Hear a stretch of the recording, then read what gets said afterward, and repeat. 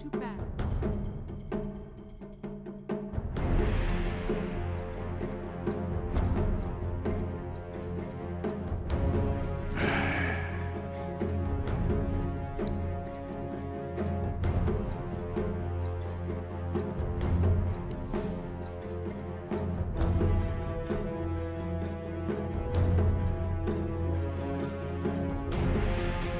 What's Radiant's That one coming.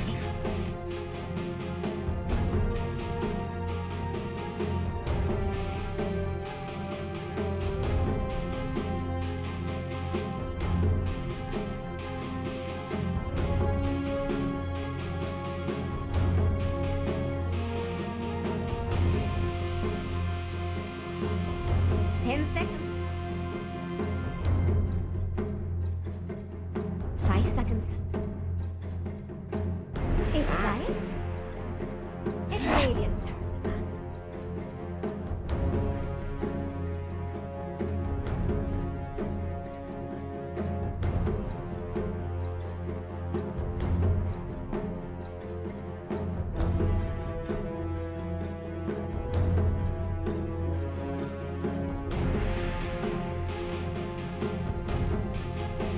Ten seconds.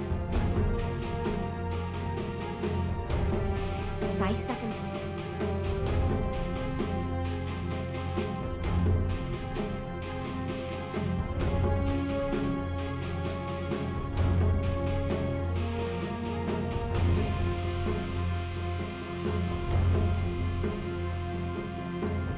It's Dire's turn.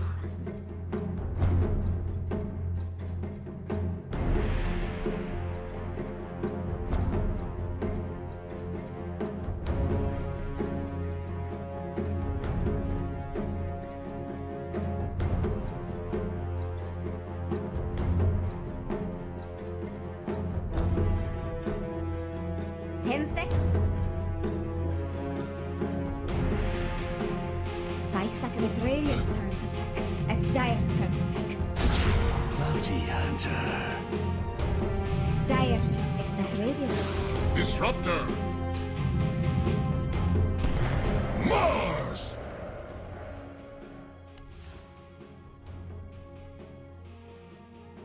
What's Radiant's ban plan anyway? Yeehaw!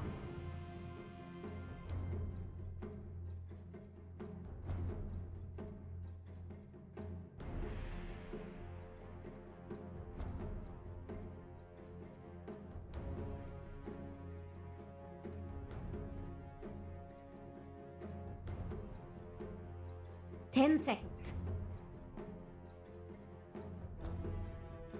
5 seconds.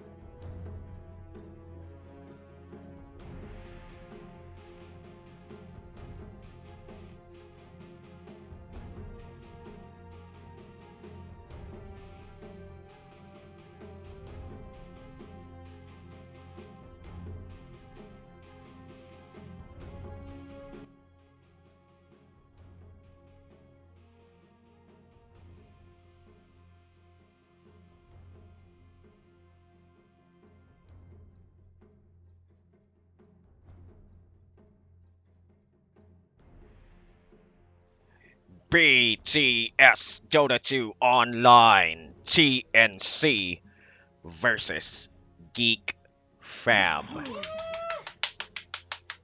And welcome back, esports fans. It's Dota 2 time again here at the boot camp, home of the hits. Don't panic. I am Panic. And this is a best of 3 match between two titans here in the Southeast Asia region. And once again, now we are underway, taking away the Timbersaw 10 seconds.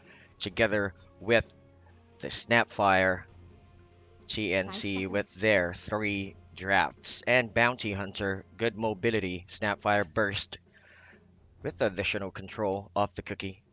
It's Has good Radiant's synergy with the Timbersaw, who has no control capability. Disruptor, on the other hand, for Geek Fam, they are aiming for the combo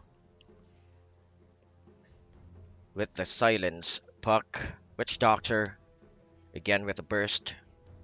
and the control,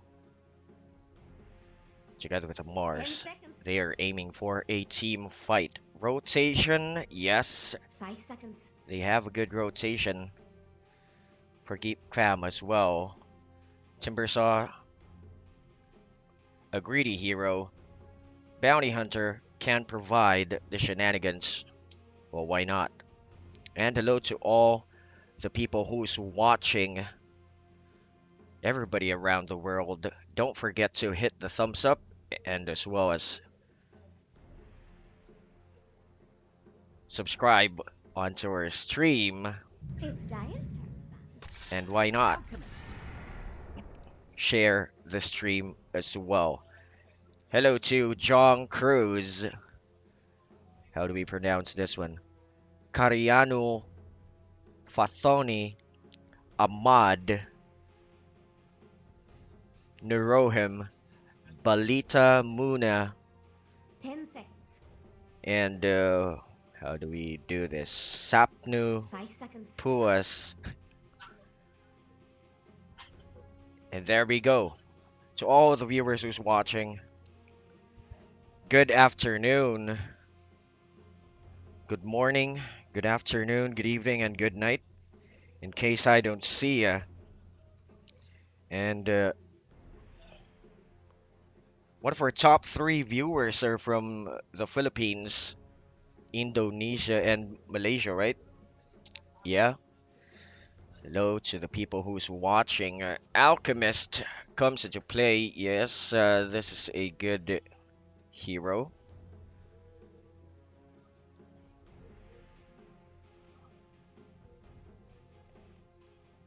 He has the farming capability with the Grievous Greed.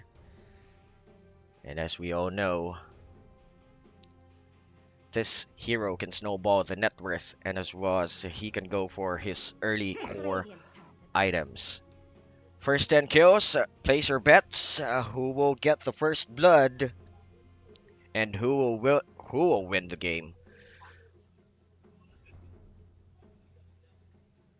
Let's just see what's going to be happening here in this It's game. Radiant's Now, turn to two pick. teams are going to be Dyer's going for turn their now. final draft Legion as Commander. TNT takes the Legion Commander. Well, they can go for a good pick off. Technically, the Alchemist can just give him an Aghanim Scepter if all else fails. Timbersaw with a Magic Burst, pure damage. 10 seconds. They have 5 they have seconds. a they have a good control, but not that solid. Unstable Concoction, Duel, and the Cookie.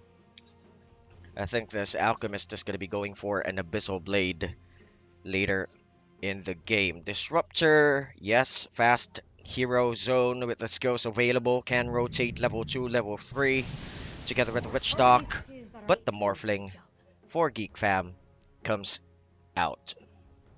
So guys, place your bets. Who's your favorite team between the two?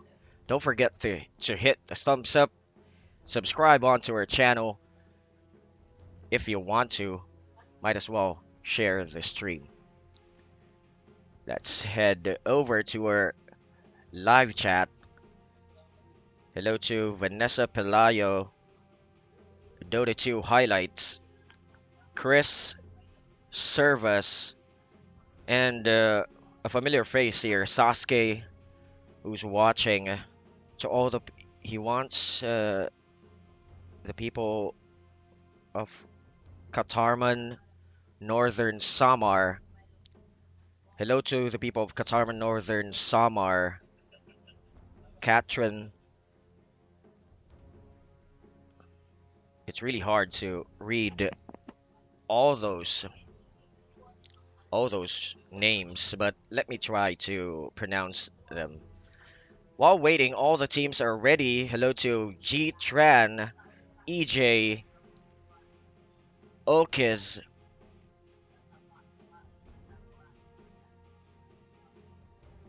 from the Philippines, Vanessa Pelayo, Katrin, who else? Azur Eruza, He's from Moldova. Hello to the people of Moldova, and hello to you who's watching there as well. Raphael, McCoy, Arar, and to there. Hello to all our Filipino friends, Indonesian friends, and Malaysian friends as well. Good afternoon to the Southeast Asia region. Prepare for battle. Now we are about to start. So let's head now into the game. Well, we noticed that one of That our was top three genius. viewers are from the Philippines, Indonesia, and Greetings. let me just say some simple greetings That was to genius. all the Filipinos, Indonesians as well. How do we say this? Is it Salamat Sore? Salamat Sore right now? Am I right? Hello to the people of Indonesia. Salamat Sore. Did I get it right? And to for all those Filipinos, magandang hapon. And I forgot the Malaysian part of we the the fourth spot on our viewer list is from Russia, right?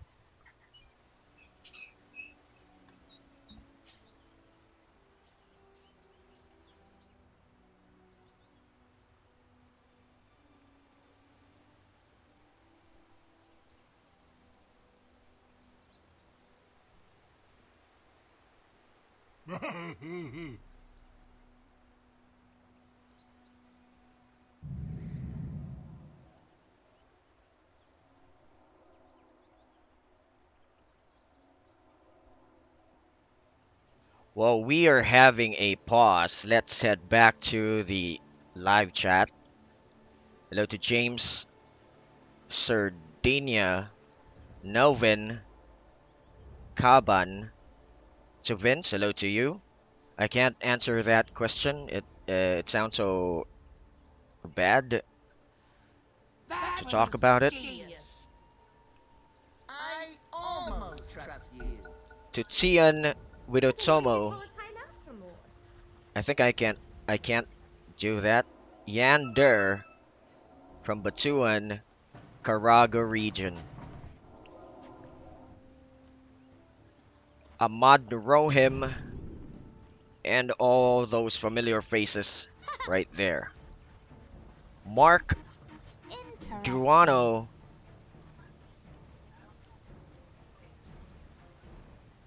Yeah, I got it right. Okay, thank you very much. Salamat Sore.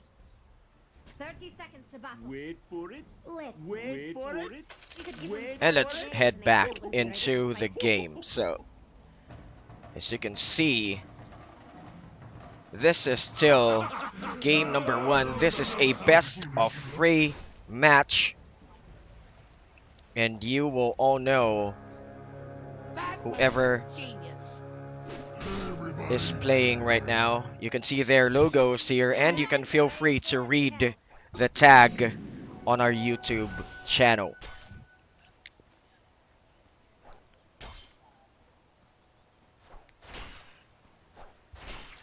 Well, the puck is being harassed by March at the top. Look at that HP. Almost a quarter left. He will just continue with the shenanigans, but good pop out with the orb on the top. Meanwhile, Gabby, he still doesn't have that level 2. He needs to hit the level 2 reactive armor around level 6, level 3, pardon me, so that he can just survive in his lane.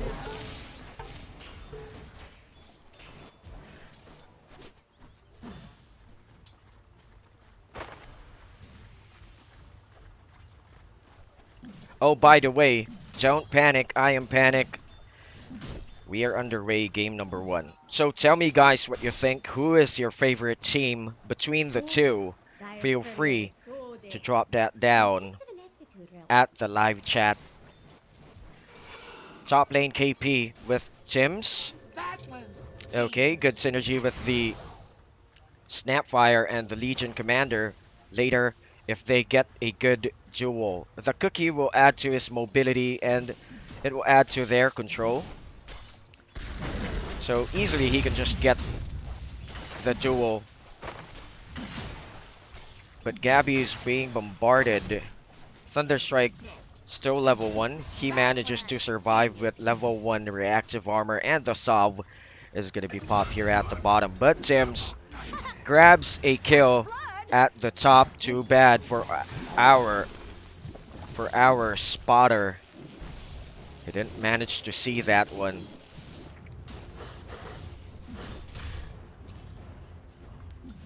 Yeah, Carl went at the top lane. They want this Alchemist to be matched out with a Morphling. Because I think it's hard for a Puck to match it out with an Alchemist. Once this Legion Commander hits level 4 or 5, I hope that the Snapfire will rotate down south, since Gabby is having a hard time in his lane, being zoned out by the Disruptor at the mid lane. Raven falls really low on the HP. Armel just harassing, but still manages to survive under the care of T1. But Gabby down south, being harassed just under the T1 bottom.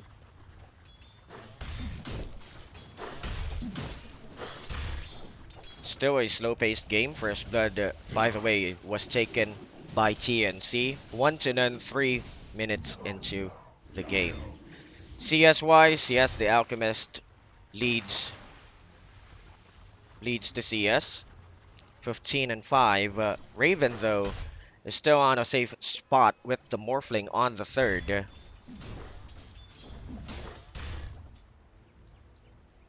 He will still be able to catch up with the CS later, once he starts to rotate and grab a good kill.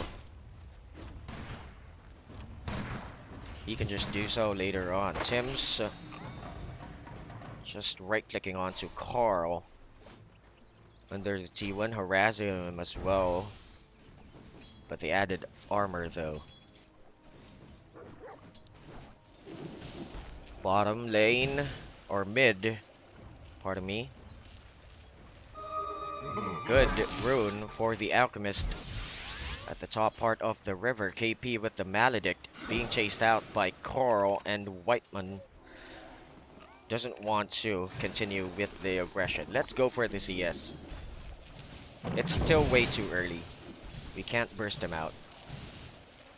But Armel falls down quickly on the HP side. Top lane, good thing. The stomp connected to Zephyr.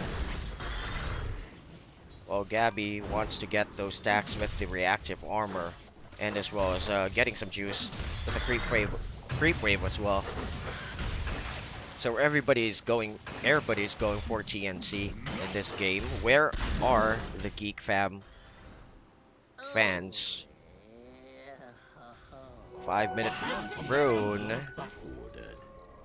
Even runes for both teams. So 5 minutes into the game, leading into CS, the Alchemist tops it off.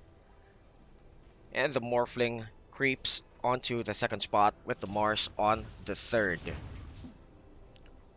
Oh, feel free to drop down your opinions at the chat. It's always free. And if you want to, you can donate to our channel on the super chat. Courier snipe. Very good. And Gabby grabs a good kill at the bottom. Well, a Timbersaw is good against a Mars, as you all know, since Gabby has the Whirling Death, which lowers your stats. So even though the Mars is tanky, he can just burst him out with all those magic burst.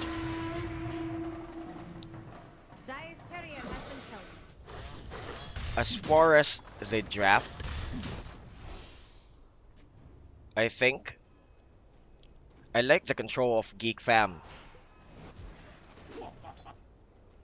But still, there's a downside. Since the Mars and the Morphling are greedy heroes, it will take time for them to come center stage in this game. Both teams has greedy heroes, but once the duel is available for KP, they can just go for good kills together with Sims with the kisses.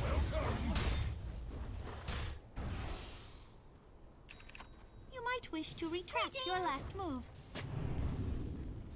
Do Radiant want their middle tower to fall? Okay, the glimpse. Sims was locked down. Raven closes in with the Thunder Strike damage. Waveform.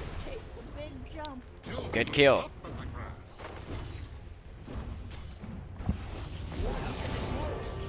Again with the vision.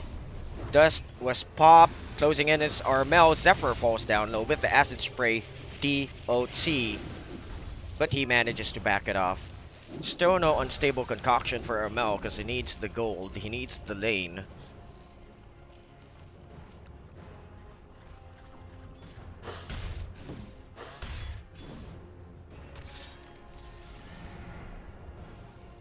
March just doing his job, sniping the couriers as Carl almost was down at the top.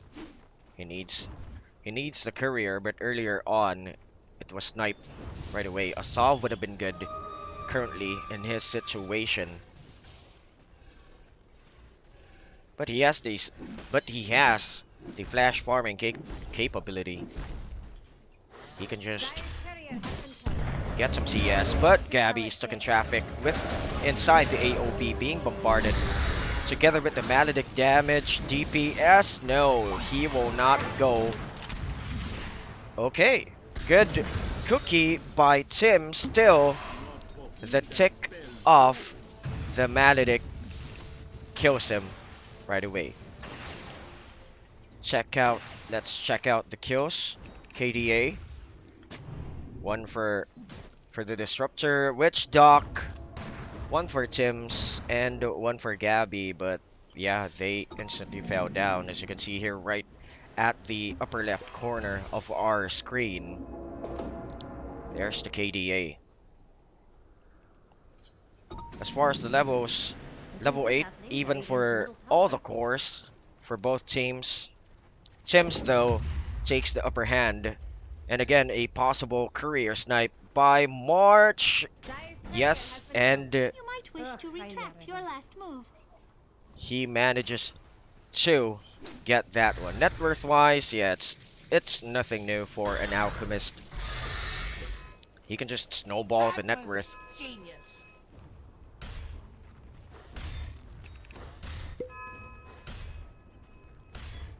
Dire just fortified.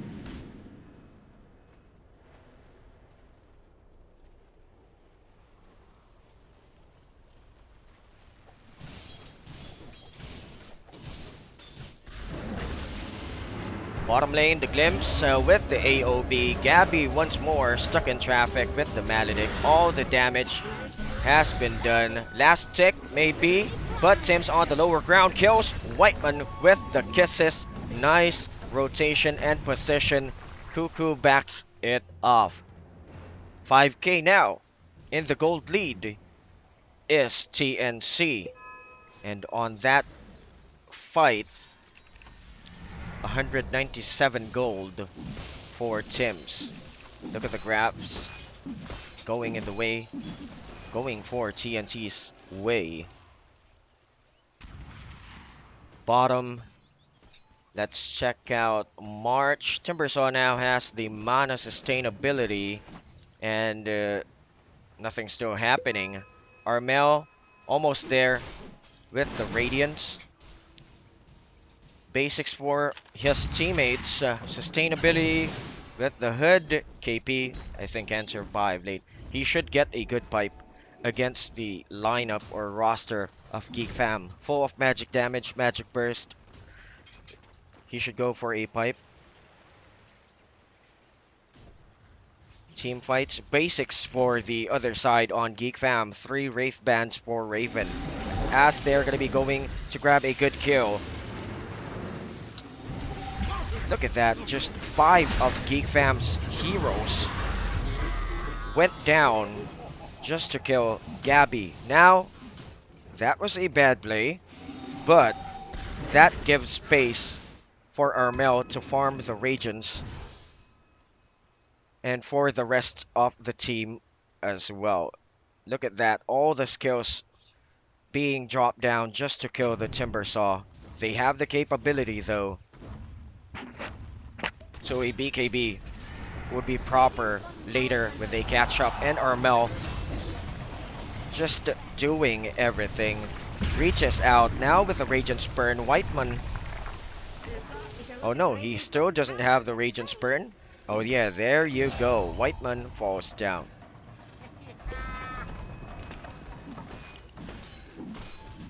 And over here, hot tower. Top part of the map. Gabby spots up onto Coral. Timber Chain didn't connect. Still, with the ultimate, pops out Coral. So 6 and 3 in favor of GNC. Almost right there for the first 10 kills. 4 kills shy away. March getting some juice, top lane, just with the basics, as we all know, for a support role. Right now, the momentum being gained by TNC. Geek Fam really can't spot up onto, surprisingly, Gabby was just waiting right there. Good play with the Invis rune. Gets a good kill. Dire's middle tower is under attack.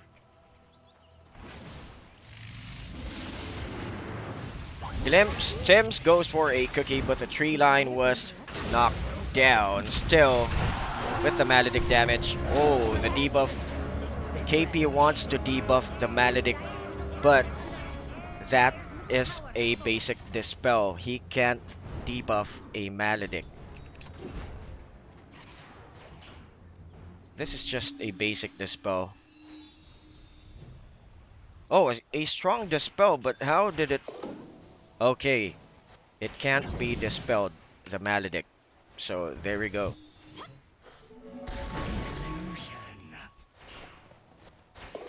14 minutes into the games.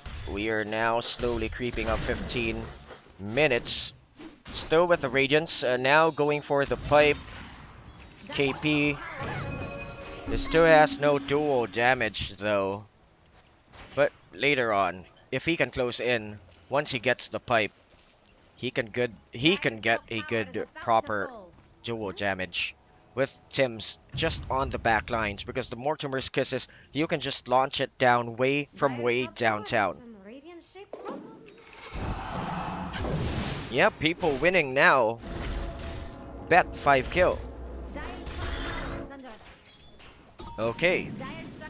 So people are just waiting for TNC to get the first 10 kills. 7-4, 3 kills shy away.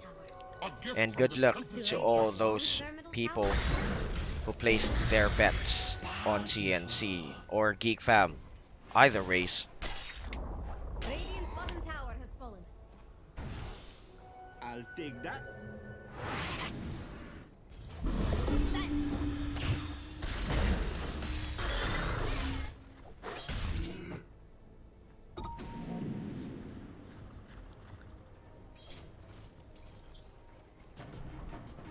He wants to go for a use Gabby. Yeah, the int adds to his damage. Cookie just controlling the Witch Dock. Way too squishy. Raven goes for a TP out. No way to cancel. March was way too far and low on mana. The toss would have been effective, but he maxed out the toss. Short on mana. Good kill for TNC. Just 2 points. 2 kills shy away. Look at the damage.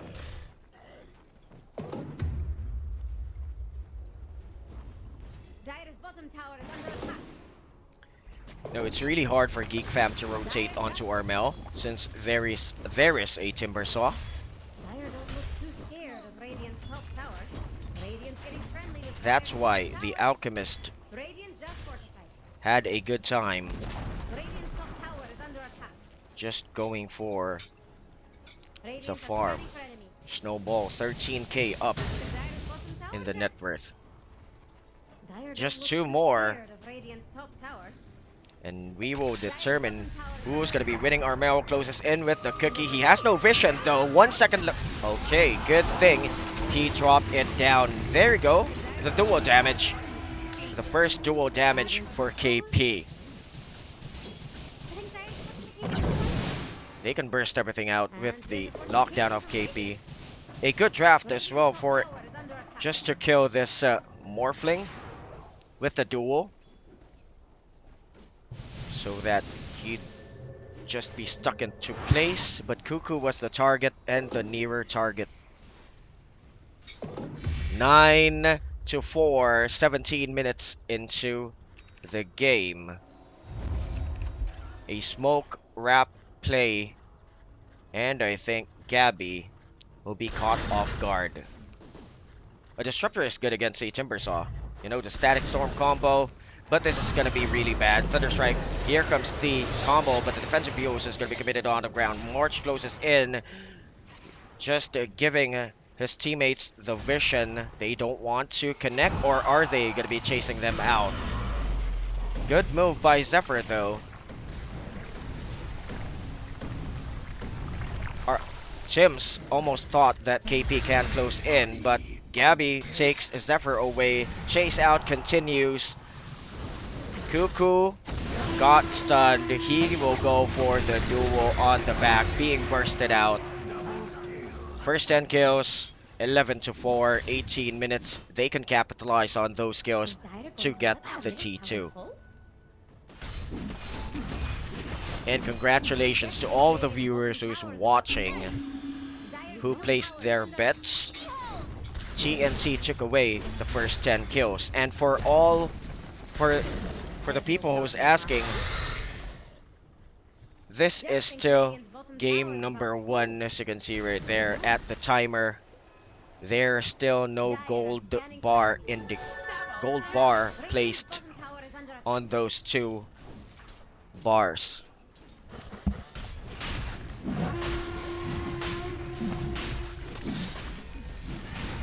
Maelstrom. Oh, I thought Armel has the Maelstrom, but he wants to go for the tankiness, so that he can just dive right in. So that Geek Fam would be having a hard time killing him. Additional nuisance with the Timber Saw.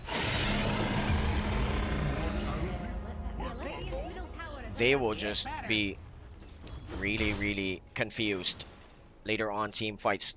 But if Whitemon gets a good position, Geek Fam can fight it out. Still, the Morphling with the Ethereal Blade is not enough. Veil available for Carl. So this is going to be hard. Providing with the nuisance is March. He can just close in. Geek Fam has a hard time gaining gold for their supports because they need the dust and they need the sentry.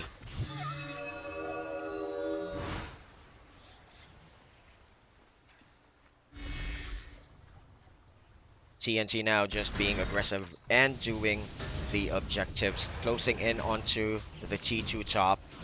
Meanwhile, Geek Fam wants to trade the south tower of GNC. Yes, they are capable of doing so.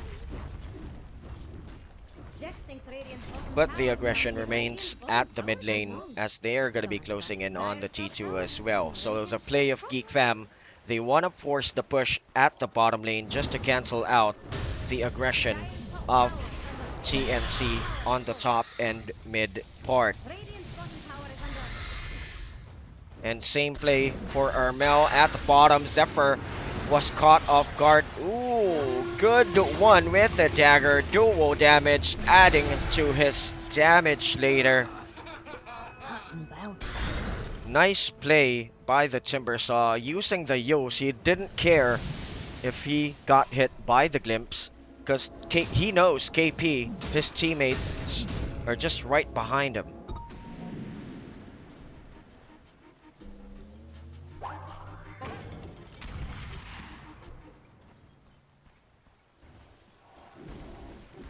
Back to a slow-paced game. People down for Geek Fam. Let's check out TNC stat utility item for March. Greaves is just right around the corner for Tim's. Yos, and he wants to go for a Lotus Orb. Gabby, Pipe, Dagger now available on the other side. Veil Dagger for Carl. Utility for the Mars. Still the basics for the others. Stuck with the Ethereal. Oh, he's closing in for a Skadi. Forcing the push. Zephyr targeted with the duel away. 72 dual damage. That was the third one, adding to his damage. What's good about this?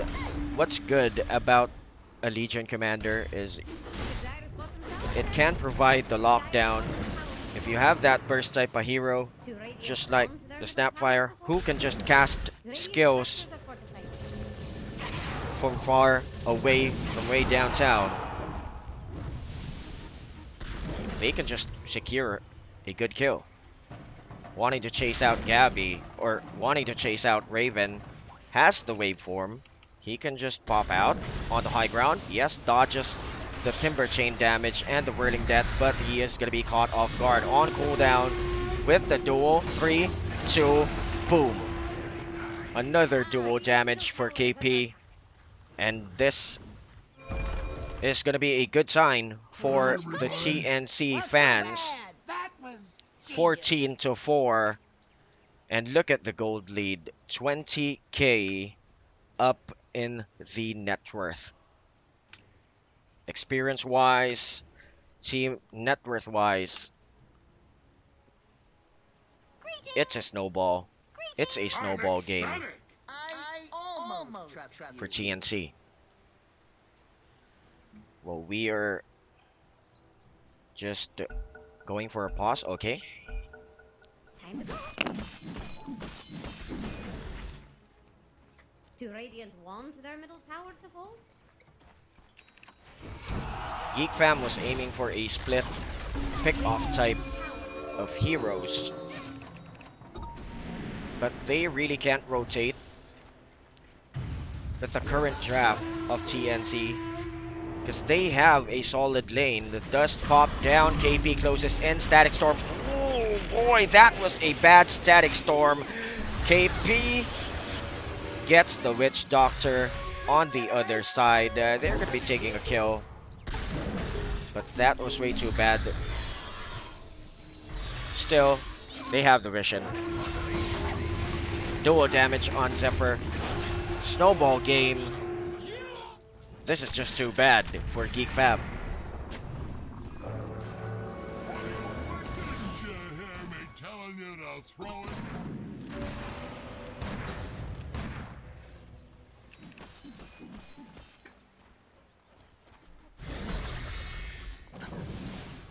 That was just really bad.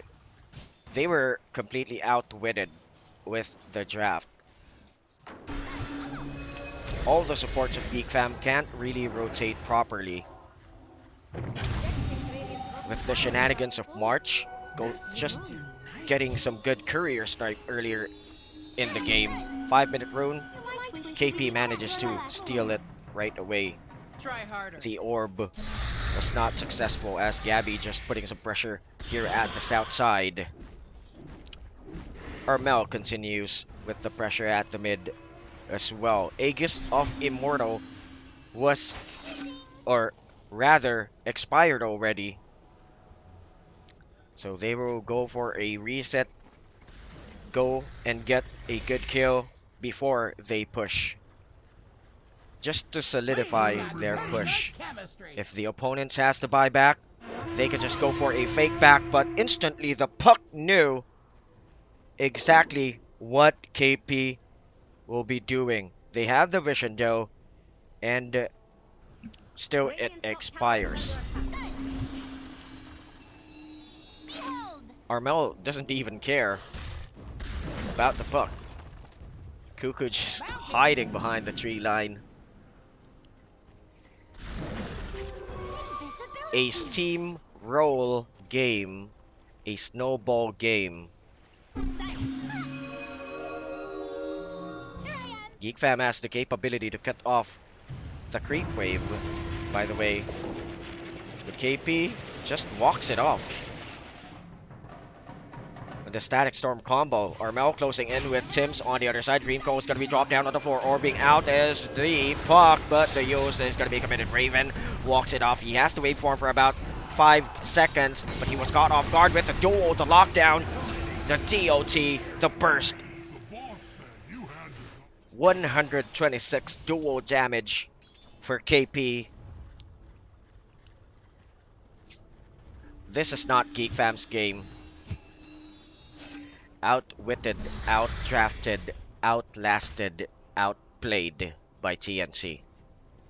And congratulations for those of you who went for TNC with the first 5 kills or 10 kills. Whitemon grabs March though, but there's no vision. He will just continue for the chase out.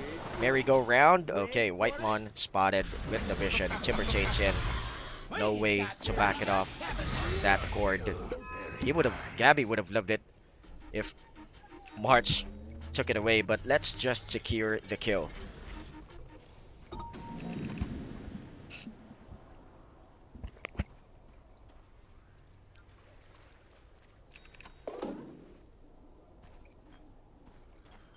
Dire's top tower has some radiant-shaped problems.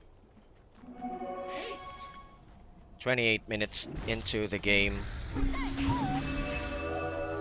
TNC is Is Dire going to just get doing the one? objectives, just securing Dire just fortified.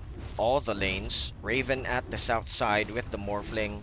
Dire's middle tower is under attack. Goes for it. He wants to go pressure the lane. Right now, things are starting to look bad. Their base as KP is going to be spotting up onto Coral with the duel, with the right click. Another dual damage. This is KP's game. 114, or rather, pardon me, 144 dual damage. No need for damage items. Let's just go for proper duels. We have good synergy. So that's basically it.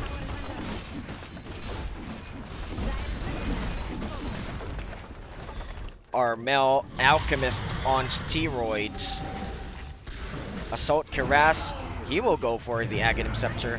Or he should just go for a Mjolnir just to punish Geek Fam away. Additional right click, additional lockdown, ASP.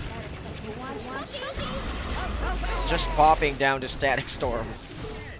Still, Gabby withstands all those damage. This is really bad, and GG was called by Geek Fam.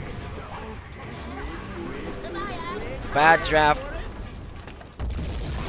I would have loved it if Geek Fam managed to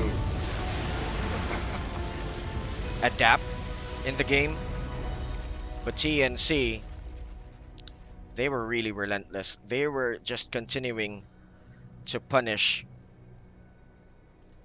They were just punishing Geek Fam away. And as you guys have seen, that was really bad for Geek Fam. So let's head out here onto our live chat just to catch up. Hello to Ayu, to Jim. Who is he referring to? Happy birthday to Jep Bandian, to Ruslin, to Ayu, to Omoy, Michael, Leo, and to everybody who's watching. Don't forget to hit the thumbs up and as well as subscribe onto our channel. Don't forget to share the stream. We are at the boot camp, and don't panic. I am Panic. We will be right back.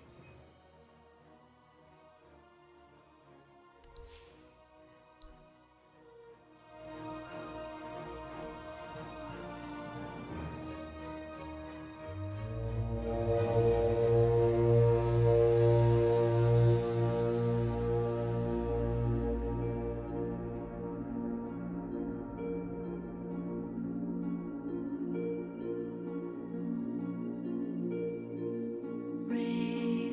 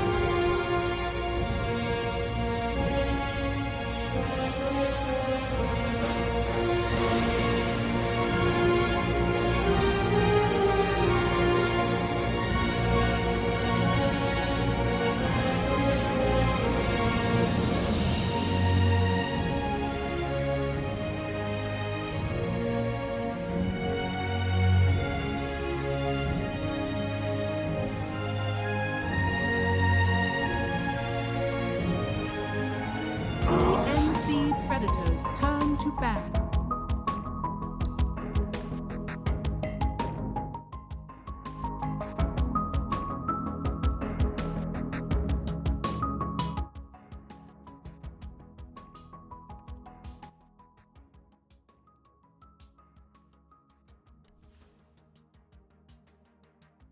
Seconds.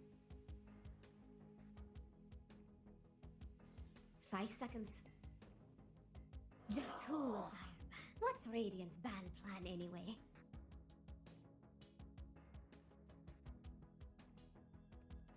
It's Dire's turn to ban.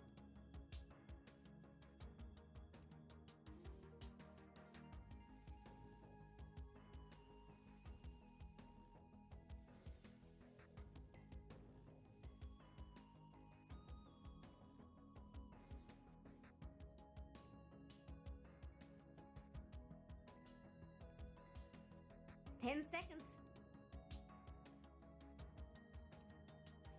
5 seconds.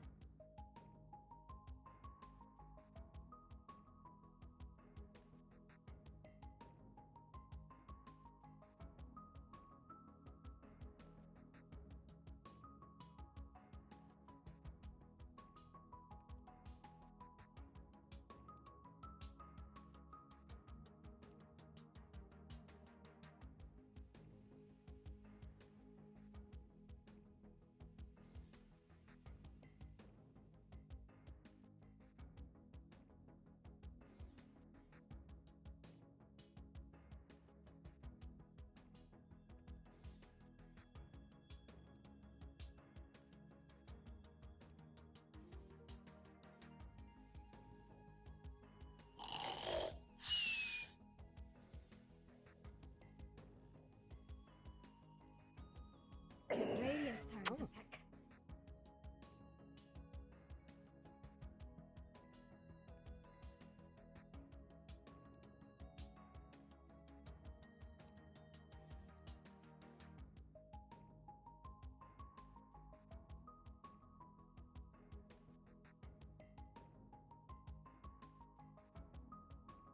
Ten seconds.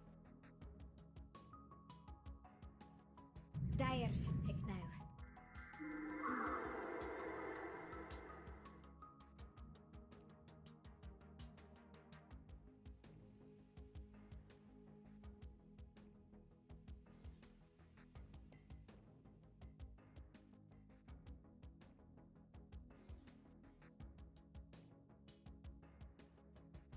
Ten seconds.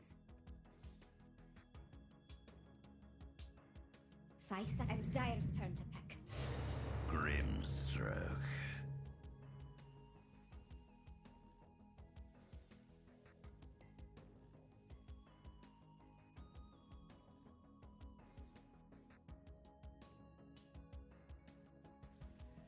Welcome back to game number 2, TNC versus Geek Fam. TNC easy win game number 1. Let's see if Geek Fam is gonna be able to bounce back in this game. IO Gyro, there are plenty of synergy for the IO. Let's just see what they're gonna be going to draft on their second Grimstroke, Centaur, Warrunner. They can go for a double edge, dual double 5 edge. seconds. But the Soulbind, I think they can go for a good pick off later on. Centaur Warrunner has a good mobility with the Stampede, Silence for the Grimstroke with the Inkswell, and they have the capability to flash farm as well with the Stroke of Fate. IO wise, I don't know if they're going to be going for the Gyrocopter Mars in this game, since there's no Ancient Apparition and Timber Saw. Rather, they would go for a Faceless Void, I think. Okay, Brewmaster off lane for TNC. Extra Micros has the control with the ultimate. They're just gonna be doing so. Tusk, yes, Tusk can be available. Or alright, guys, feel free to comment or chat your opinions. 10 seconds. It's always free. And if you want to, you can donate 5 on our seconds. channel to support our stream. Meanwhile, we are waiting for the 5th ban of Geek Fam. Let's head out here on the live chat. Again, a familiar face to Gyro, our very own Indo Pride Panic. So yeah, hello. Indonesians are top 2 on our viewers list. We were looking at the analytics last night after the stream. Top 2 who watches our stream are Indonesians, pardon me. And selamat sore to all of you in Indonesia and to all the people who's watching all around the world. We have someone who from Moldova earlier who was watching. Hello to everybody. 10 Gyro, Joe Burt, Alex, 5 seconds.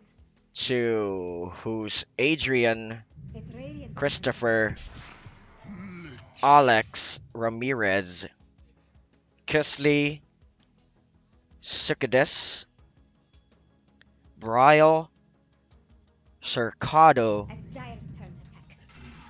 Oracle. and Christopher Campos.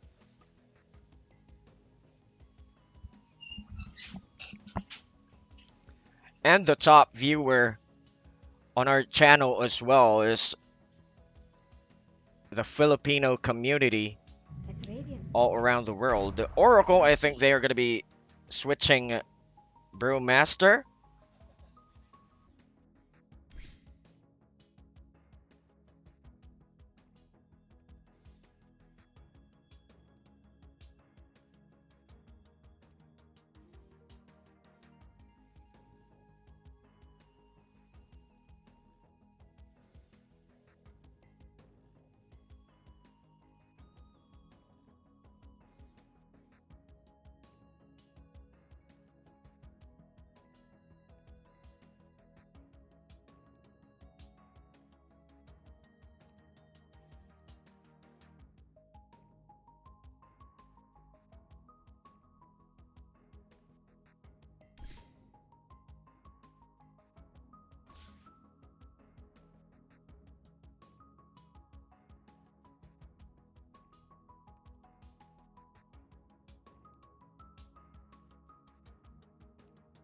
It's Dire's turn to ban.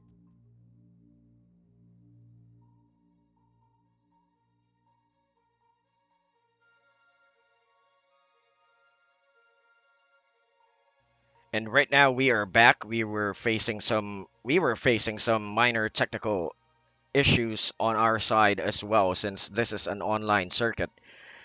Hello 10 to seconds. people from India who's watching as well. 5 Hello seconds. to Mahiredi and to Ferlan McCarthy.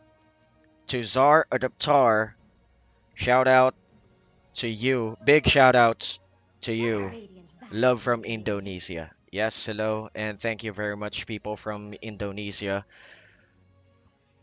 Top on our viewer list is the Filipino community. So I think it's afternoon, so magandang hapon.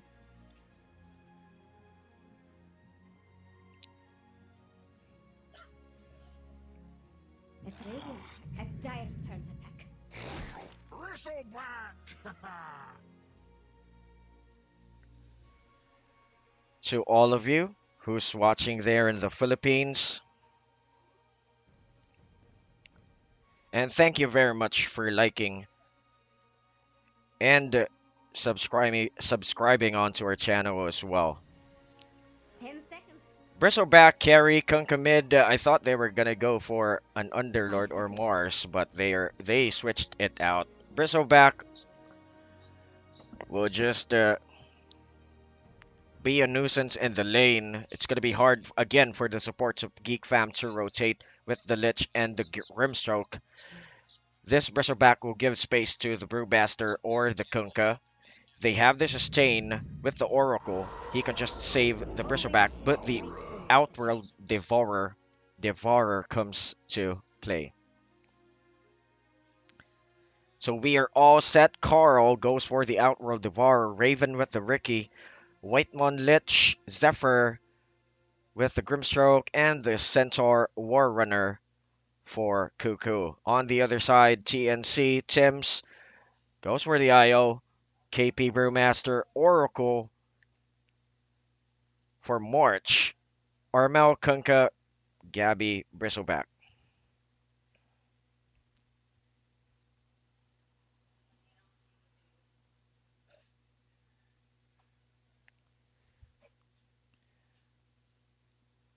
We are all set. Both teams are set. So let's get back into the live chat. Hello to Arnell Pransika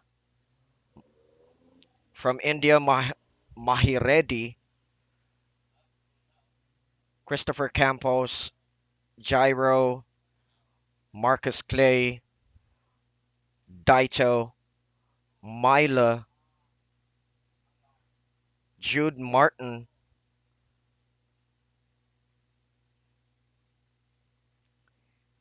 Engineer, Jan, Libert Cape. Who else? Because we are about to start. Who else? Cian with a Tomo.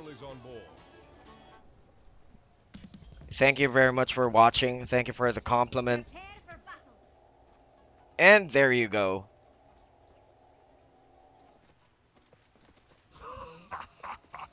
We will start our game right now. Let me try to spot this game for the first 5 minutes. I am as well a Dota 2 spotter, so let me spot for a bit. Your admiral is on board. And so we are about to start. KP at the top side against Ravens. Ricky at the mid, preparing for a surprise first blood. They have the control. Fortune's end is up, but still, I think the game plan is just 30 to stay seconds safe. to battle. They have no additional control. They only have that Fortune's end, and the Torrent needs a good skill shot. Skill shot meaning this is not a direct skill, Step lively now. Your admiral is on and it board. all depends on luck. March should close in I have a so pretty that good idea how this will all Tim's turn can out. close out. Bottom with you. Tether out. There you go. Good play for TNC. But I think this is still going to be an even rune game. Or no. TNC takes away 3 runes. Now we are going to be about to start. Thank you very much for watching. Don't forget to hit the thumbs up. Like, or yeah, hit the thumbs up, subscribe, and to share this stream. If you want to, you can just donate Bottom with you. to our channel. And thank you very much for the last time. There was a person who donated $5 on our channel. I forgot the name, but thank you very much.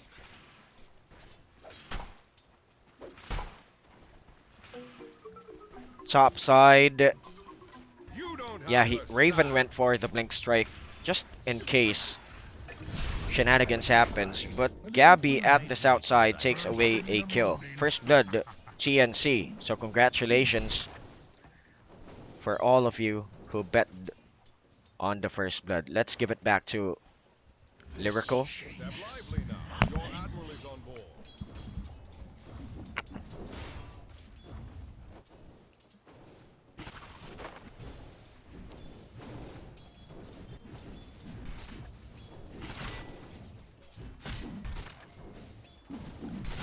Bottom lane, they have the burst though, control, but they need the added damage later. So rotation from Geek Fam's heroes should be there. With the Outworld Devourer, he can just go for a good orb onto the Bristleback. Irma is tanky with the Kunkka, so he can just withstand, but March goes for a TP. Very successful. He manages to stay alive. Straight to the bottom with you. Get used to it. He could just go be aggressive here on the south, Gabby, since Tether is right around the corner with Chims. He can survive. He has the sustainability to sustain heroes for TNC. This is going to be good later on for team fights. Pick-off wise, they need that added control. Oh, right there. The sustainability comes into play. Tim's just pulling away the creep wave. Stacks with the cool spray is going to be hitting hard on Cuckoo. Last 2 stacks, and there you go. Gabby turns his back away just to negate some physical damage. gets the kill once more. Good job. Good support. This is going to be easy down south. Pauses. There's going to be a pause. So, hello to Jude Martin, Bryle, Cercado, and to Carl Retruso. Did I get that right? But Gabby, sadly though, Straight to the bottom with good you. gold for the Grimstroke. At the mid lane, yes, the Outworld Devourer can cancel out the CS capability of a Kunkka, but the Kunkka can just withstand. He can just remain static at the mid lane. Since Zephyr at the south side can't go for a possible rotation since there's a Bristleback. As you can see, Armel is just Straight safe, to the bottom with static ya. at the mid. Lane-wise, on the top lane, GeekFam has a good control with the Lich. Still, the Brewmaster can negate the right click of the Ricky with the Drunken Haze, or how do we... Is it still Drunken Haze? Or Cinder Brew with the Drunken Brawler as well. So yeah, still good. He has no capability yet. Coral has no capability yet to burst out Ormel, since he will just go for 2 bracers early in the game. That would add to his damage and his HP, as well as the magic resistance 4%. So be sure guys to read all the items, all the skills of the hero. The skills of the hero you want to choose, the items as well.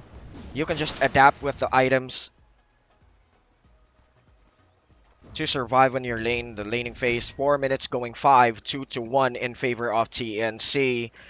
But the gold lead is right there for GeekFam. Still, this is an early game. Cuckoo has the stun, so he will just get the rune. No point for Gabby to chase out. Let's just continue with the CS. Your admiral is on board.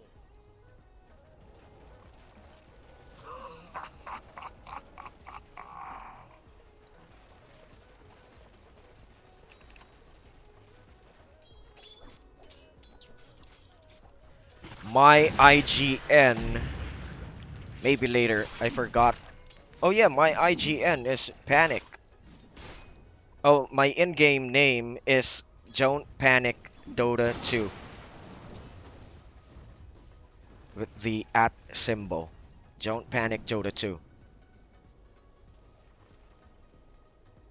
I'm the only one who has that name, so it's not really hard to find.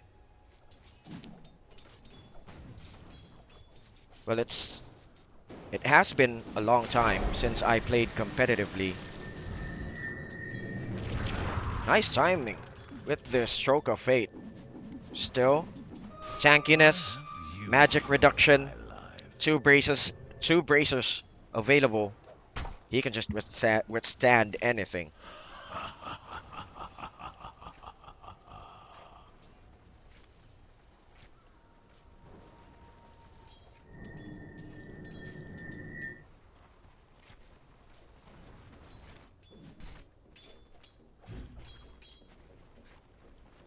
Look at Dyrus bottom tower, Jax. Back to a slow-paced game, 6 minutes. A slow start for a Dota 2 game, pro game. Because they have those lane-dependent heroes, item-dependent heroes. They need to go and catch up with the farm. But at the bottom lane, good rotation. Armel, the Torrent cancels out the TP. He was just popped down. Jax thinks Radiant's bottom tower is about to fall. Good gold He's wrong. for Gabby. Net worth-wise, he is now in the lead, followed by the Ricky and the Centaur Warrunner. It's still kind of erratic at this phase. With the kills, Gabby leads the way, 3 and 1. as you can see there, with the KDA on the upper left section.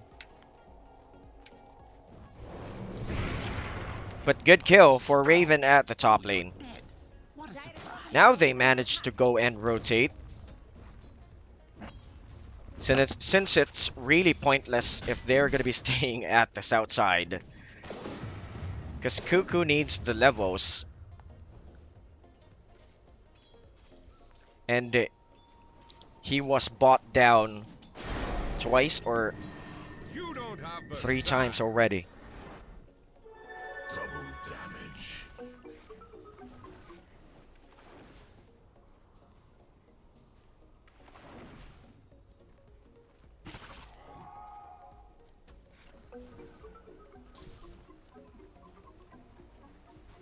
My average rank, I haven't opened my account since ever because I was so busy casting locally. Just busy casting locally. And we were busy with our page. Cuckoo now is tanky. Both X Mark Torrent. Now Gubby jumps into the fray. Stampede just to save his face. 3, 2, 1. He manages to survive. But the chase out continues. Now the Outworld Devourer can just go for an imprisonment. That was way too bad. He should have imprisoned the Centaur Warrunner. He panicked, I think. Don't panic, I am panicked. And that was bad. That was really bad. Look at that. TNC is just capitalizing on that bad play of Carl. Although Raven took a good kill at the other side of the map. Still, that was a very, very bad game.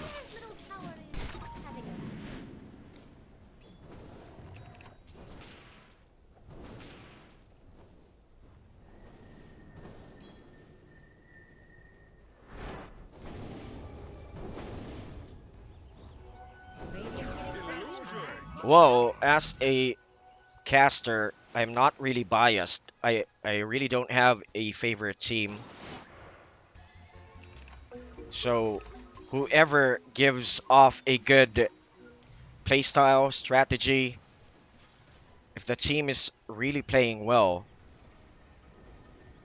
I would really go for them. If the team plays bad, what? Then things are really bad.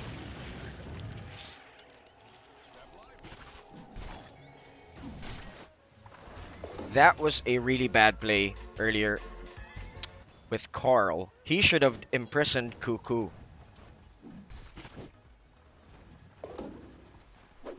Well, let's move on. Now TNC is in the lead, 10 minutes into the game, going 11, 6 and 4. KP backs it off. Raven with the Lich. Lich's control way too far. And their creep wave was way too advanced.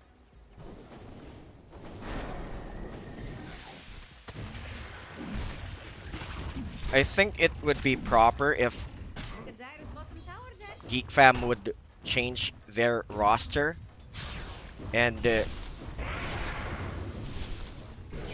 go look for a good position 2 or position 1. They have a good carry. But they should get a good mid laner in this game. Gabby with the sustain for the Oracle. Stampede is going to be committed. It's just going to be cancelled out just to get the Oracle on the back lines. Now, ultimate tricks and trade and everything nice is going to be going their way. But this is a bad trade. Cuckoo still is going to be falling down. Gabby manages to pop him out. Step lively now. Your admiral is on board.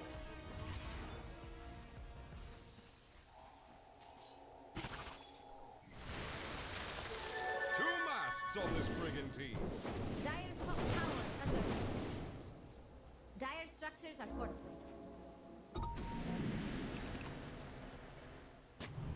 I play Dota 2 just to pass time now. I just really have fun with my friends. Dire's top tower is under attack. Because you all know, if you play with your friends, your rank will really go down. Dire's top tower has fallen. So I will check my account later. Because I'm not using my account in this broadcast. It's at the bootcamp's account. Now I forgot my rank.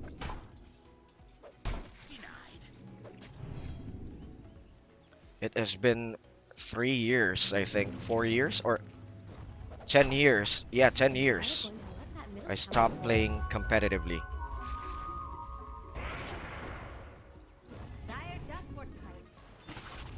Well, I really don't hate Carl, but looking at Dire's middle tower the way is he under plays, it's, if you're watching the game, he really doesn't have that wow factor.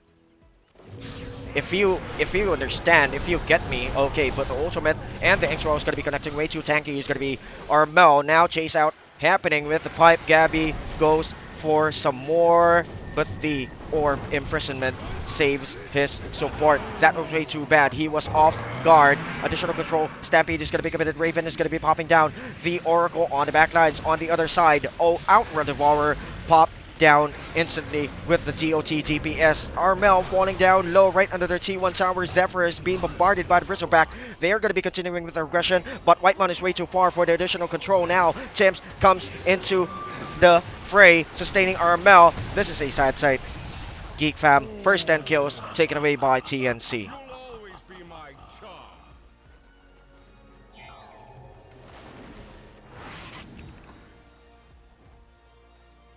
Dire's middle tower is under attack.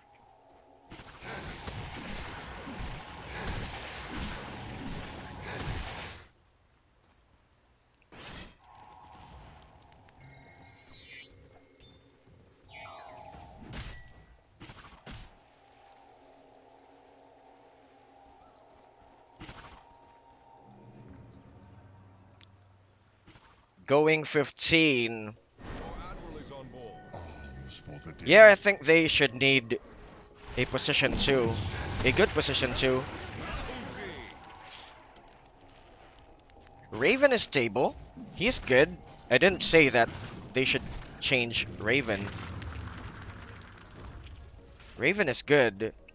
But the factor is they really need that mid type of player which has that wow factor, and as well as they need a good coach. That adds to the factor as well. They need a good coach. Draft, because looking at their drafts, sometimes it's messy. And sometimes you really don't get their drafts. Because hero pool wise as well, I think they're way behind. Fortunes and managed to grab Zephyr, goes for an Inks well. DOT, they will just kite him out. Look at that, relocating right away. So as I have said, I am not really that biased, but looking at this game, Geek Fam is playing really poorly currently. But I hope that they will bounce back since they have the Outworld Devourer. And as well as the tankiness of the Centaur War Runner. But Coral is way too delayed in his items. Yeah, he needs some time. He needs to practice. Radiant's middle tower But is if the team really wants to be on par, they should get that a good coach, and as well as a good mid hero for that wow factor. Good Your job. admiral is on. Radiant's bottom tower is under attack. And here's a fortification from Radiant. You don't have the sand. If you're looking for Radiant's bottom tower, better Question here from Marcus: do you have to have a special training to become a caster, or you just do it? Bottom tower has fallen, so he's wrong. Is Dire going to Well, I don't know. I've been doing this for 10 years now.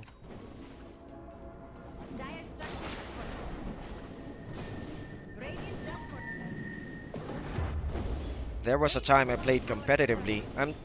Right now I'm just a Dota 2 fan, Tower is under attack. so I don't think that you really need to have that special training. Bid farewell to Dire's top tower. Jax thinks Radiant's bottom tower is about to fall. Carl being chased out, no control. Okay, X marks the spot is gonna be cancelled out. Good play, but there's gonna be no follow on the other side. The control on the center Warrener is gonna be stopping him to save Carl. Stampede now committed. Carl almost walks it off. Goes for another Astro Imprisonment on the other side. X marks the spot with the bolt combo. Isn't going to be able to connect. And good counter retaliation. But the Oracle was the only one who was popped down on the other side. Now the Brewmaster is going to be falling down. Outward Devourer is going to be out for about 40 seconds. They're going to be continuing with aggression. Armel is going down low. But Gabby is really relentless. Tricks and Trade just popped out just to avoid the kill spray damage and the right click. Tim's just adding to that shenanigans. Aegis of Immortal continuing the fight for another round. Till Cuckoo falls. Buybacks are available, but things are looking grim for Geek Fam.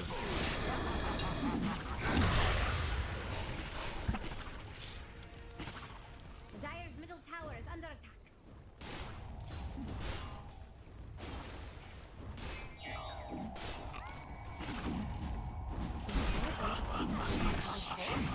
Let yourself get carried away. Dire's middle tower doesn't last long.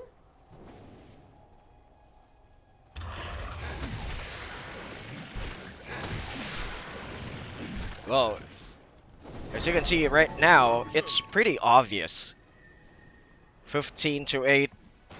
Looking at the difference in the net worth, 7k gold lead.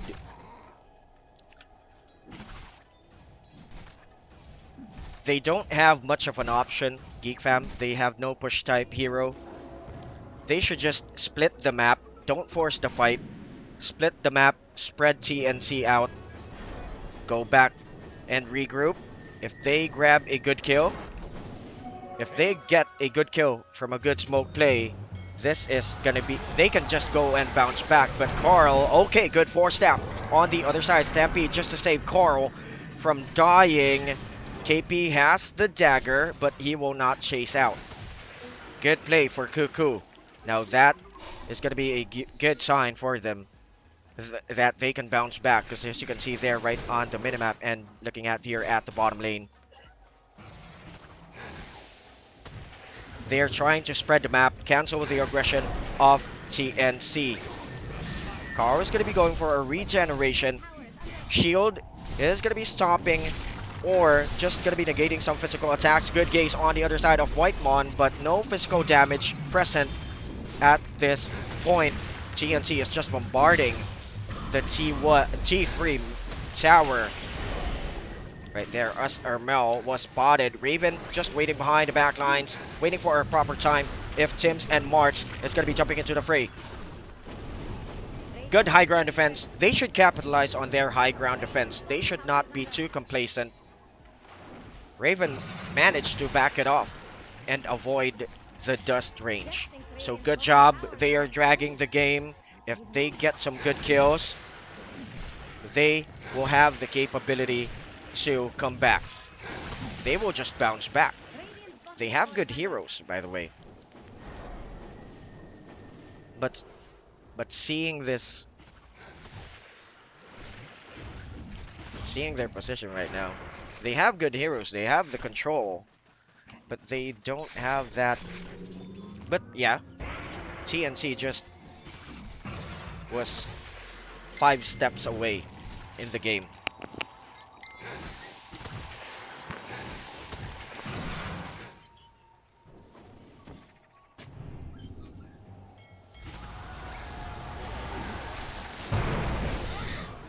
Boat, 4 staff out, Whitemon, no way to save.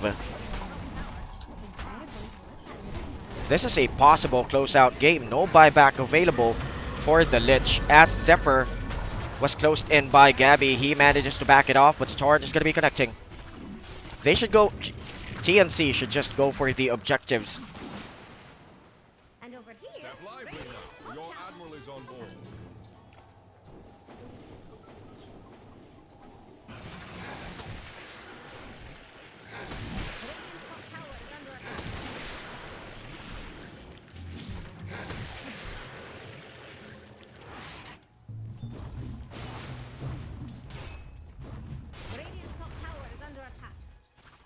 Yeah, he is Santino. Dota 1. Carl.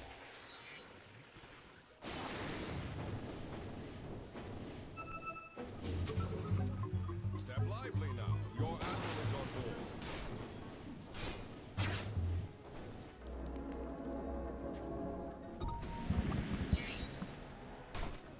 Death's bounty. Oh yeah, exactly. I'm just dropping down my opinions. I don't hate everybody. I don't hate the players. It's just sad to see them playing really bad with those bad drafts. Sometimes it's messy, hero pool wise. Sometimes it's repetitive. They don't have those pocket drafts. Look at Dyer's bottom tower, Jax. They just don't have those rabbit under the top hat trick. Dyer just fortified. Dyer might 16 to 8. Looking at the graphs, 9k up in the net worth. Dyer's middle barracks are Possible closeout game for TNC. Inksroll manages to connect, but there's going to be no follow as Gabby just remaining and standing there near the melee racks. But they're going to be going for a fake back. Go for the farm, waiting for another Roche. 15 seconds, additional 1 minute, I think, for the Roche.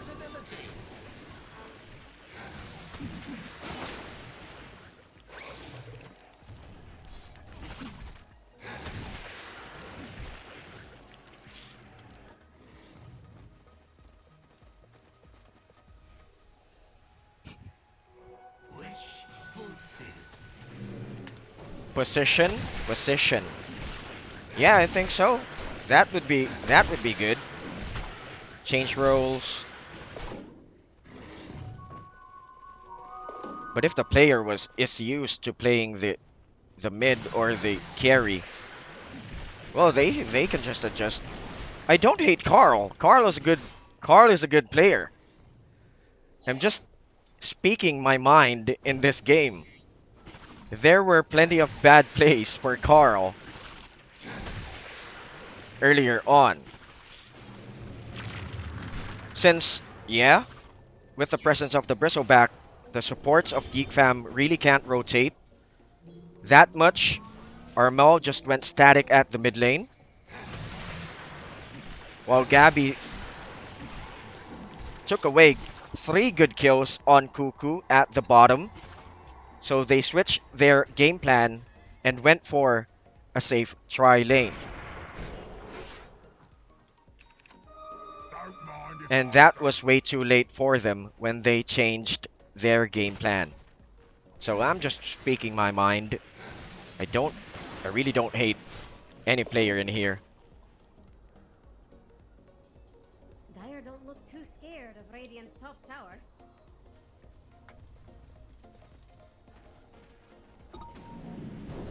And over here, Radiant's top tower.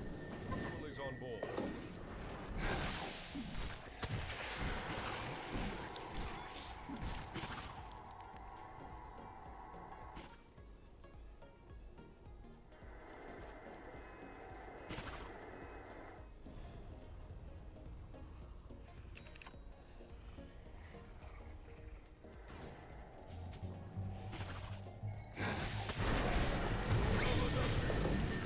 Slowly closing this game out, 12k in the gold lead. But Geek Fam manages to hold it off. The Rax is still available at the bottom lane. The Grimstroke just going for his flash farm capability, but he should be very careful with Tim's around together with Gabby. He will just be, GNC will just relocate and good TP out Tower's about by the Grimstroke. he's wrong.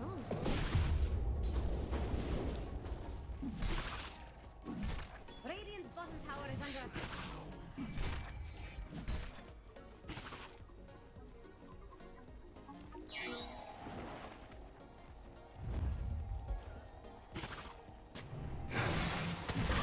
Oh boy. boy, good dive right in by Cuckoo just to cancel out the aggression. They should go back on the high ground. This is really dangerous for, but this is again for staff. Yes, very good. Carl manages to hang on and Raven pops it out on the other side.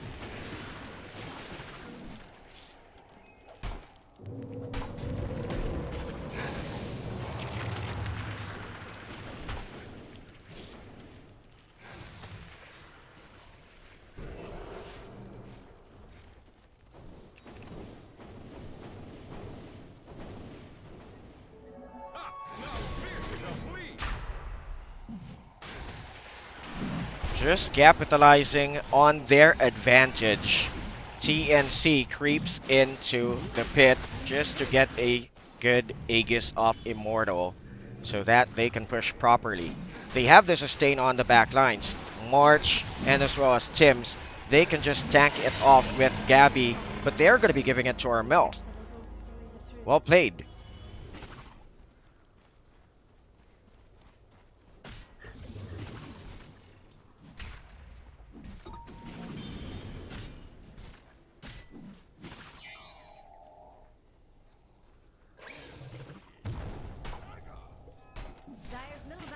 Carl splits the push at the bottom. They have the backdoor defense. They're going to be delaying the push of TNC, but there you go with the creep wave almost coming right in around the corner. Good play by Raven, just cutting off the creep wave on the other side, but they have no T3 tower now. The Torrent manages to connect onto Carl. Does he have a BKB? No, but good dive for Cuckoo. Initiation spotted. No follow, just way too far. Whiteman could have just launched down the ultimate and go for a desperate play, but they can't do anything about Gabby with the sustain. Tether, they have the Oracle just to save him from time to time. Dagger in, Coral again pops out the BKB. KP manages to let him pop. TNC can just reset and go back for a bit. Yes, right there. They're going to be continuing their aggression. Imprisonment. But this is a checkmate. They can't do anything about Gabby in this game. Haste.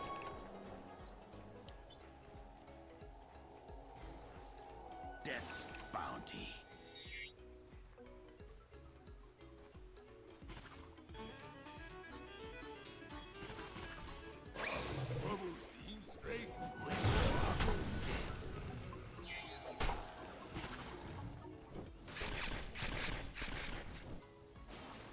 I was meant to have this. Jax thinks Radiant's bottom tower is about to fall. He's wrong. 31 minutes. Well, this is a nice play for TNC. They are just playing it safe. And Geek Fam, they have a good high ground defense. Cuckoo now is way too tanky. Let's check out their items. Has only the pipe, but he's really beefy. Yeah, now I think Carl can fight it out.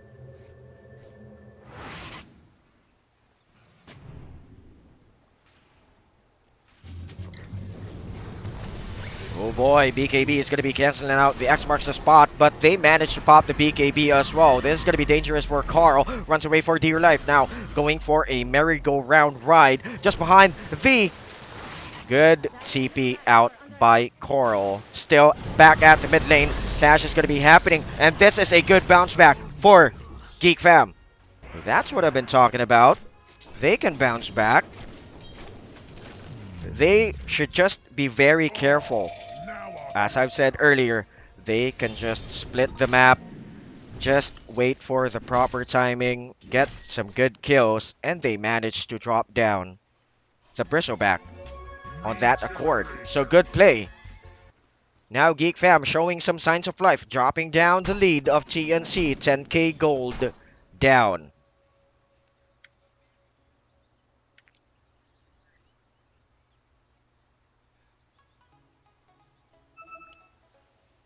Okay, while we have a pause since shenanigans is going to be happening, this is an online circuit. Let's head into the live chat. I think people are fighting right now. What's happening here, Mr. Director? People are fighting. I just ignore them.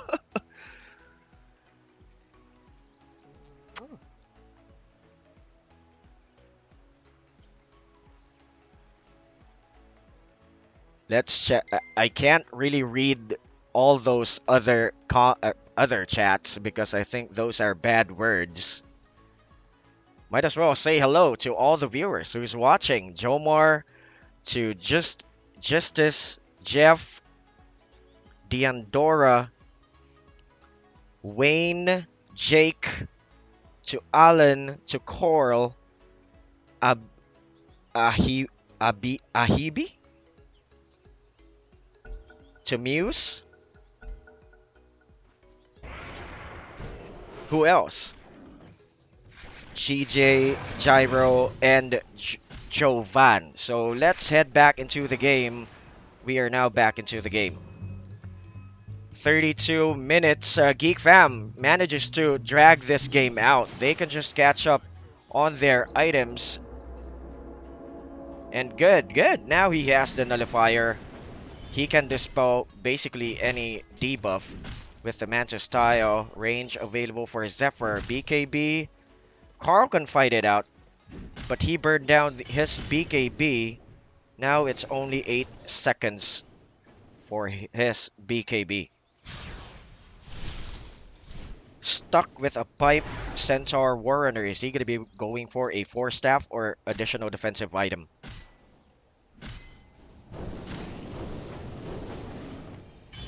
Radiants are scanning for enemies.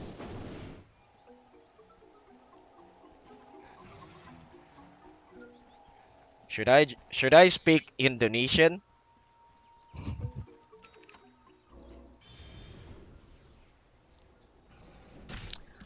Well, this is a good thing for Geek Fam. They managed to drag the game. They can go and get their proper items as Cuckoo is still stuck with a pipe. He has the dagger. He has the mobility. All they need to do now is the damage and a good item for Raven with the nullifier just to cancel out this Bristleback or this Kunkka. They should not focus on Bristleback. They have the Astro Imprisonment. But sadly, the BB has a BKB. 10 seconds fresh.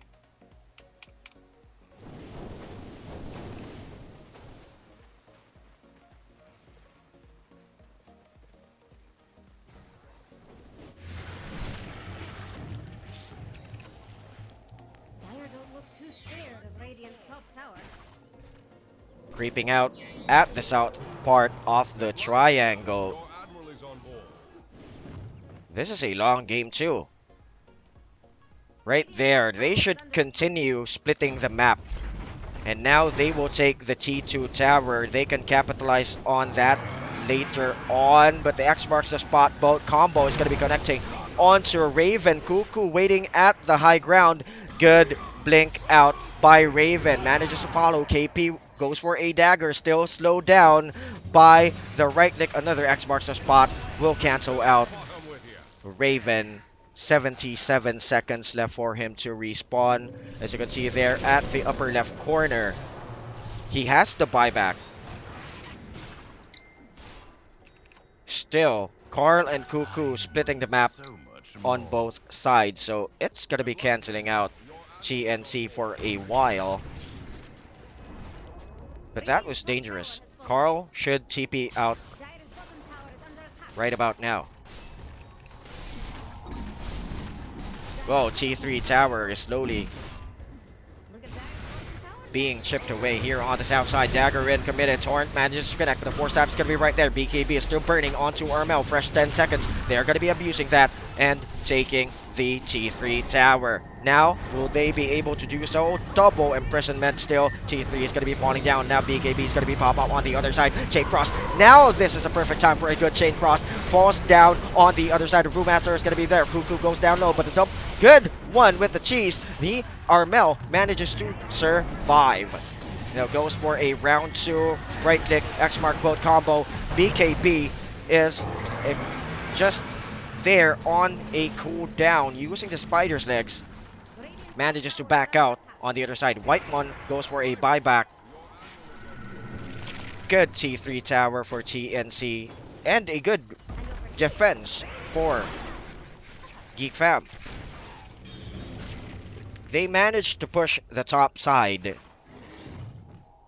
If you can see the minimap. But it's still going to be flash farmed by the Bristleback. If Tim's wants to go for a relocate.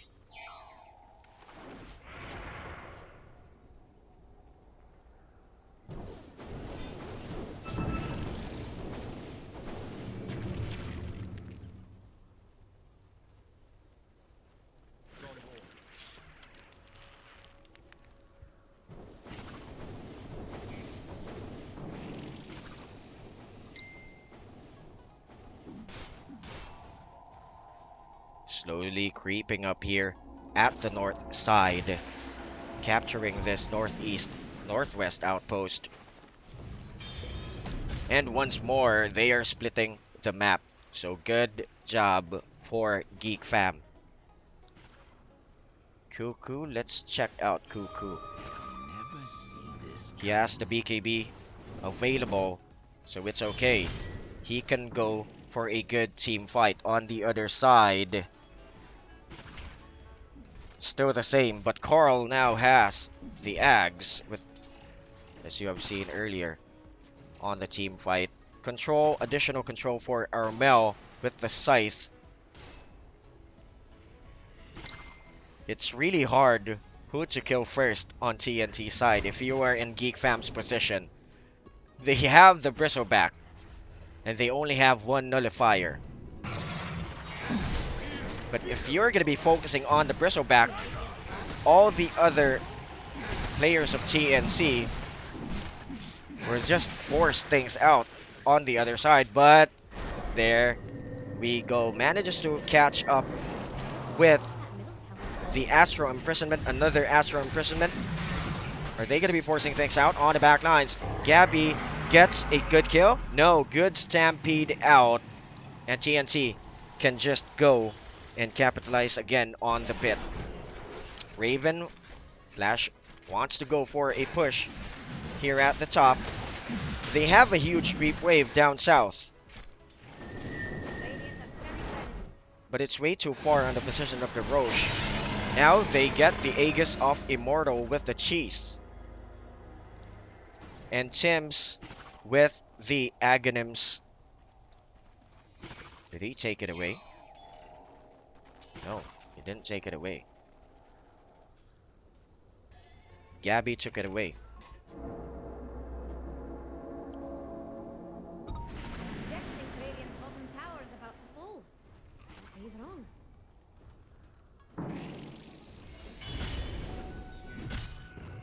Oh, bounty! Death's bounty. Once again, 40 minutes into the game, 18k in the gold lead.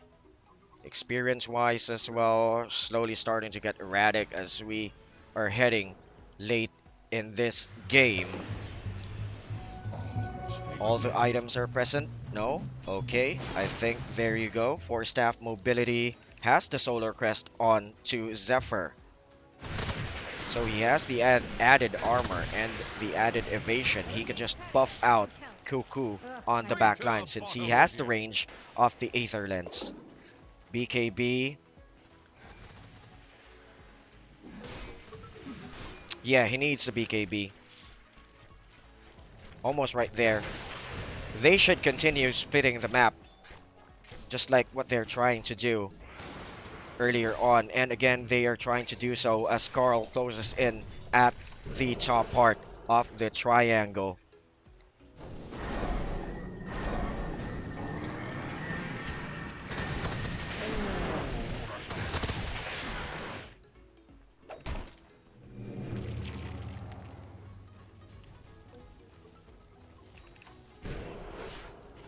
Will they force things out here at the bottom lane? They have the relocation. If someone splits on Geek Fam side, they can just relocate. But now a smoke play on the back line. Are they gonna be... No, I don't think that is gonna be effective. Cuckoo goes for a dive right in. Soul Bind, beautifully done on the back lines. Force Sap out, it's gonna be Whitemon. He manages to dagger out, but still, it's bad. He used the flicker, but he flickered way advanced on the enemy side. Right click, they should go for the objectives now. 70 seconds left for Whitemon to respawn. Are they gonna be... Yes, they just went for the objectives as Tim's pops out the BKB. He could just tether out. The Bristleback is just right there on the high ground.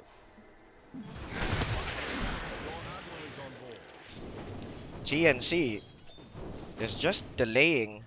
Or Geek Fam is just delaying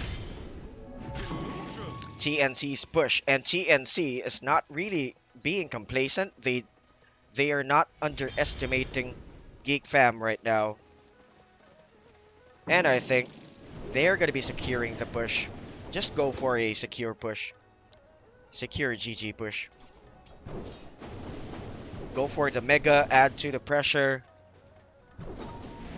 Continue with the shenanigans.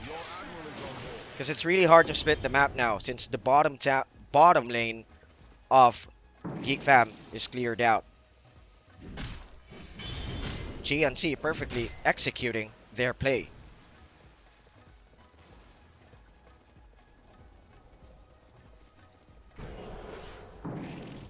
If you don't know the flicker is right here. If you guys are asking, this is the neutral item flicker. This is a T4 item. If you're gonna be using this, this will blink you out randomly.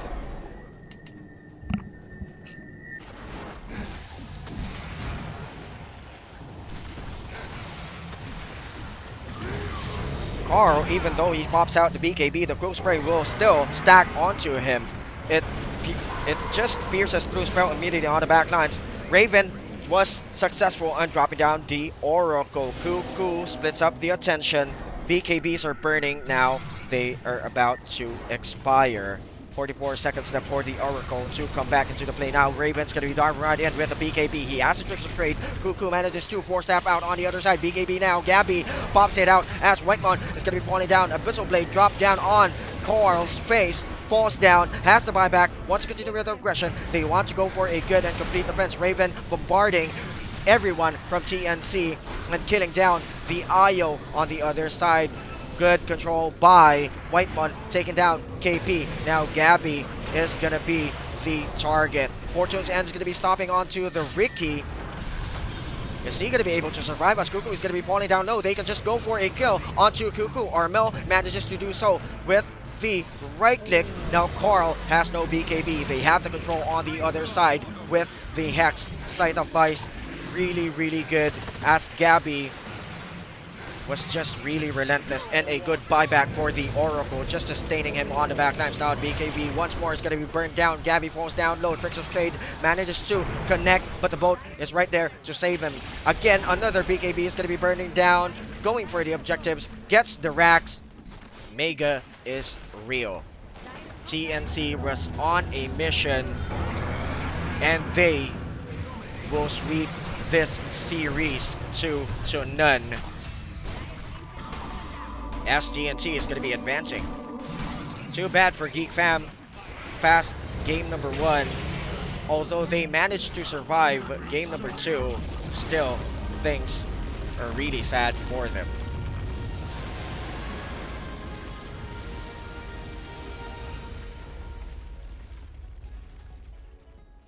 So there you go.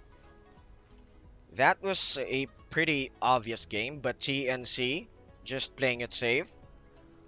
They were just doing the objectives. They didn't underestimated Geek Fam, because right at the middle of the game, Geek Fam almost managed to catch up.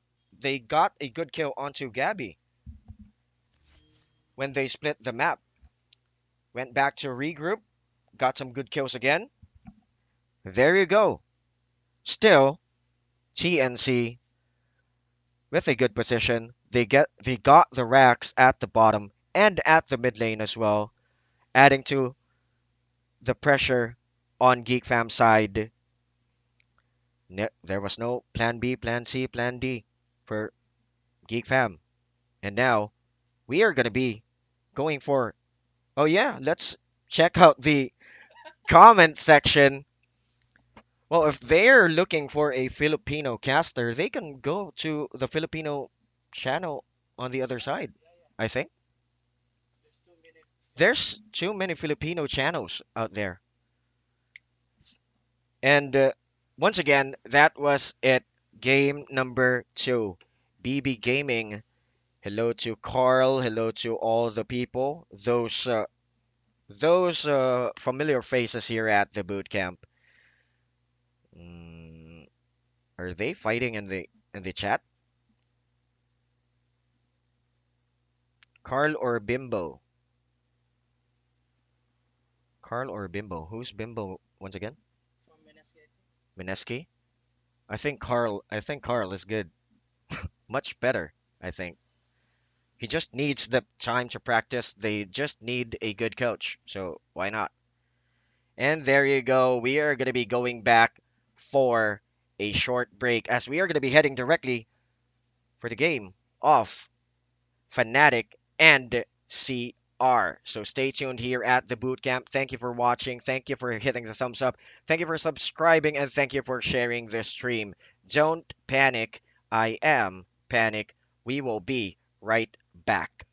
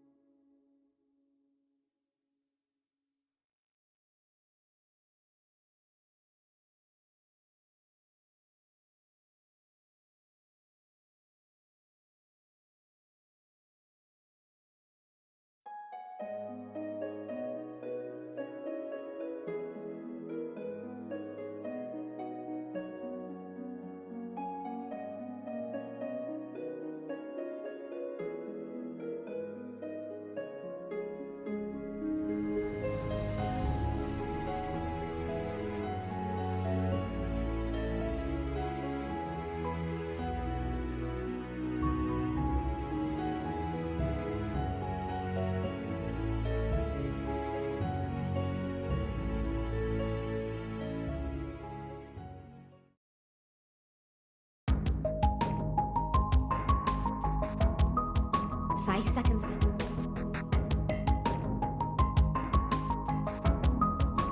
It's Dire's turn.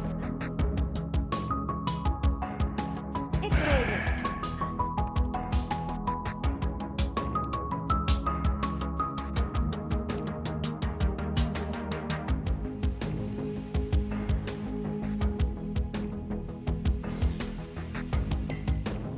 Just hold, Dire.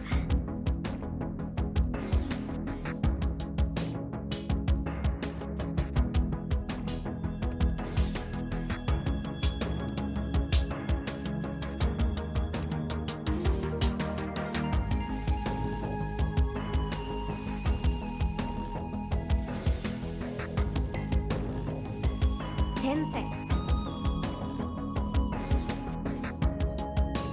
5 seconds.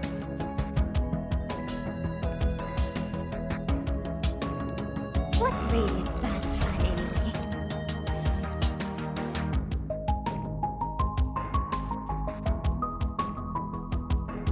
It's Dire's turn.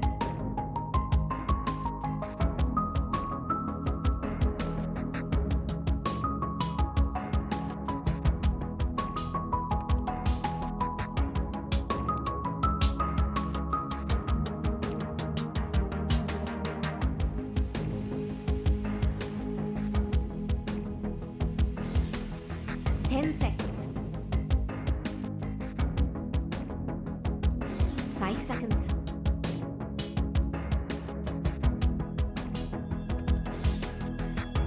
It's Radiant's turn.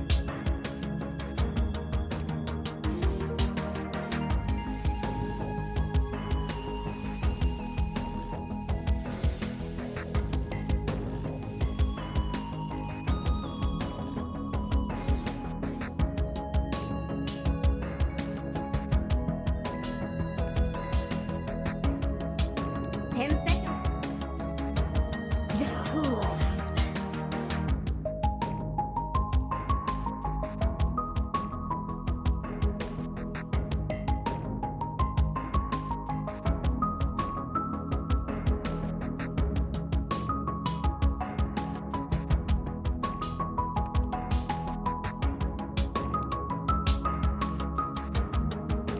Ten seconds. 5 seconds.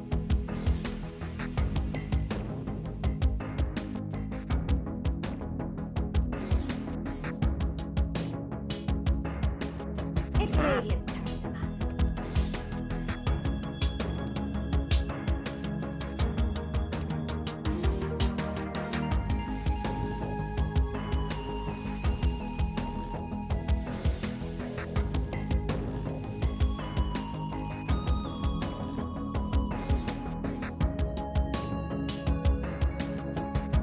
Ten seconds.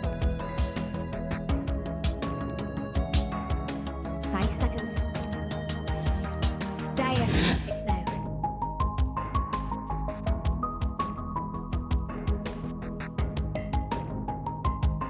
It's Radiant's turn to pick. Void incarnate.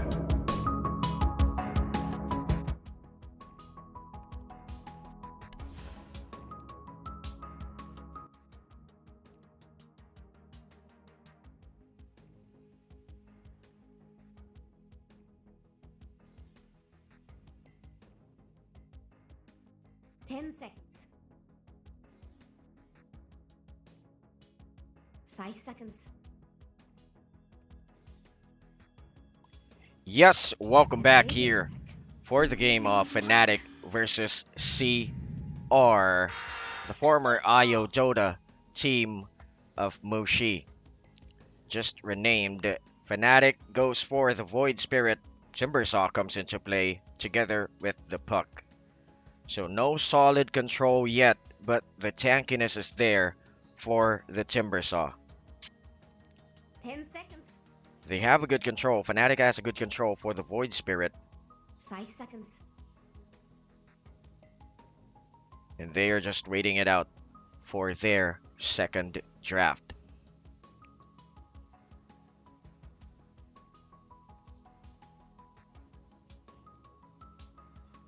Once again, Don't panic, I am panic. This is a best of 3 match. And don't forget to hit the thumbs up as well as subscribe onto our channel. If you want to, you can just share the stream. And thank you for the last time people were donating on our channel. If you want to, you can donate as well using Super Chat. It's Dire's turn. Faceless Void. Faceless Void comes into the fray. So, Void Spirit together with the Faceless Void. Mobility wise, they have the Void Spirit. So, this Void Spirit can give space to the Faceless 10 Void. seconds. They just need that good zone hero. Because it's really hard for a Faceless Void to face it off with a Timber Saw. Let us check out the supports available. They can go for the Lich. Yeah, they can go for the Lich. Sadly, the Bat Rider was banned. Snapfire is available though. A good synergy for the Faceless Void with the Chronosphere and with the Mortimer's Skisses.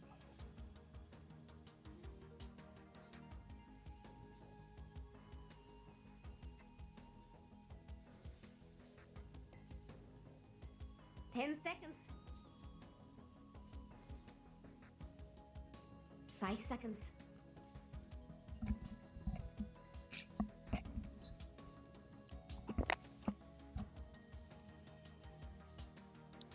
Puck, yeah, good mobility, has the silence, has no solid lockdown though, no solid control. So it's gonna be ultimate dependent with the Dream Coil. But still, the Dream Coil has a very fast cool down. It's Radiant's turn to pick. Dire should pick now. Okay, so CR takes away the Snapfire on their hands.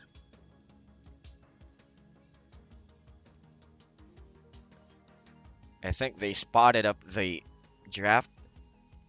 They knew the pattern of FNATIC's draft as 10 seconds. the Dazzle is often used by Ice Ice Ice. He often 5 uses seconds. this hero as an offlane. If you have watched the game yesterday, he used the Dazzle as an offlane hero. Let's check out all the heroes. Ban Dazzle, Nyx Assassin. Yeah, the Nyx Assassin is quite annoying in this meta. If you have seen that video with the Aghanim Scepter, doesn't pop down really easily. If you're gonna be focused onto him, adds to the mobility as well. Can go for the courier snipe. It's Radiant's pick. Undying, good hero for the Timber Saw. Lowers down the strength, lowers down the HP. They can just zone this hero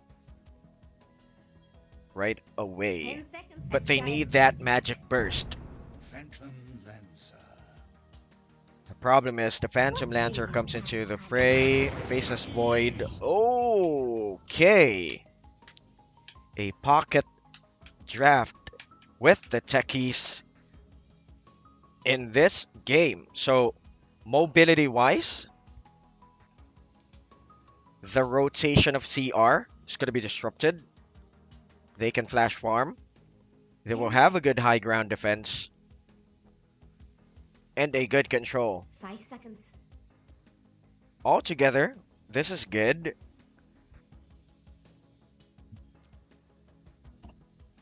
They have the Void Spirits control. The Faceless Void, though, is ultimate dependent. So what would be their carrier mid? Because they can just switch this Void Spirit. They can just switch the roles. If you all know the eccentricity of Fnatic. Have you seen the game yesterday where the Ember Spirit was chosen as a position 4? DJ was really good at it.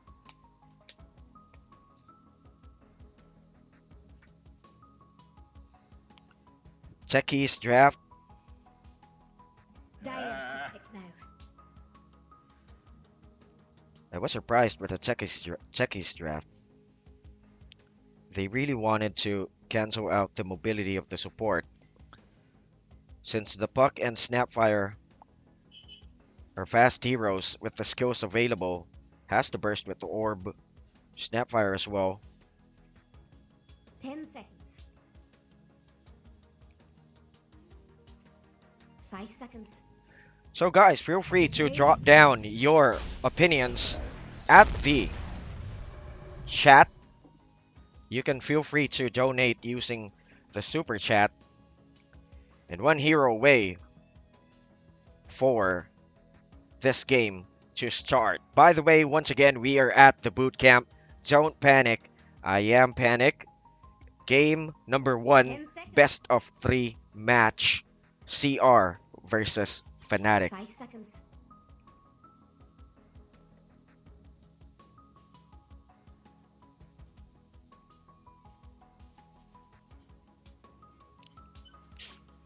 Look at this draft. They have the control. Faceless Void, ultimate dependent, but they have the Void Spirit and the Sand King as well, together with the Techies. They can burst. They have the bursting capabilities. They can clear out the illusions of the Phantom Lancer. Still, I don't know if this will work out, but let's just see. It's going to be happening into this game.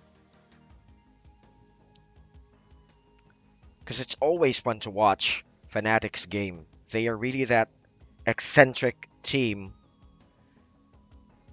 And they have those really weird combinations of drafts. But it always works out. On the other side, they are taking their time to draft their last hero. So might as well check out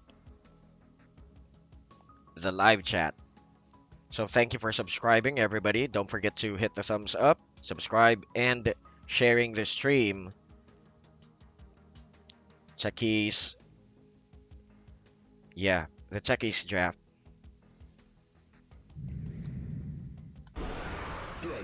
Choose your hero. Okay. Adding to the tankiness, the GK mid comes in the game. Offlane Timbersaw for Xiao Yu. Ohio again with the puck. You know, he always uses that puck. Even since yesterday. Just preparing for their strategy, what to do, where to lane. Waiting it out. Mushi now takes away his hero with the Snapfire. And guys, good morning, good afternoon, good evening, and good night, wherever you are in the part of the world. We are about to start game number 1, CR versus FNATIC.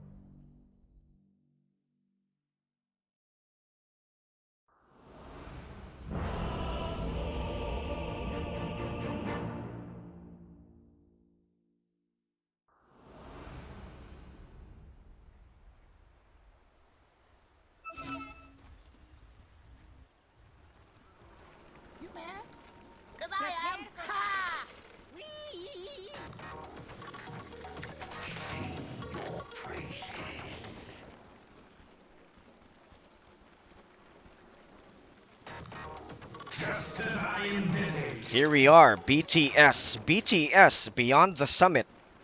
If you don't know. I think there are plenty of people who's new to Dota 2, even though they're playing it. I think they don't watch the pro circuit, but is BTS is Beyond the Summit. And this is an online circuit, so shenanigans will happen. They will have ISP issues sometimes. Sometimes there's those long pauses. So we will just wait it out. And guys, you can feel free. Just feel free to comment down below or chat. Drop down your opinions as we are about to start our game. The horns are sound. At last, Jax. The final battle begins. Rune will be secured by Ohio, popping out on the lower edge. On the other side, though, yes, even runes for both teams. So DJ goes for the Techies as Savage with the Faceless Void. Farm dependent, lane dependent. He should just remain static at the top lane. While the Undying zones him, giving him a good space. I almost trust you. Just cutting out the strength of Xiaoyu so that he can zone it as well. Right there, lowering his HP. But he has the Timber Chain available though, so he can just back it off. Bottom lane, Mushi falls low. But the right click capability of DJ, the Techies has a very low base damage. Still, it's still good. You can chip damage. You can always chip damage. They have the additional burst with the Sand King. So I would love to see them go for a good combo. As the Sand King has a good the Sand King has a good armor early in the game. He can just survive at the bottom. Has the ability to clear out the illusions. Back at the top lane, as you have seen, the Undying can just zone Xiaoyu, cutting off his HP. Pretty much fair in the lane. So the Faceless Void will have a free time right-clicking, getting some proper CS.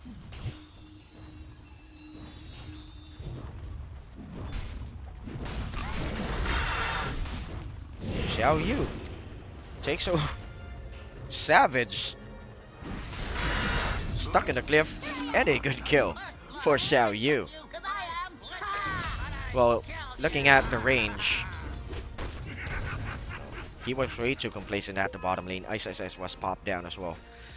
They had the sentry right away. First blood by CR, and early 2 kills for them.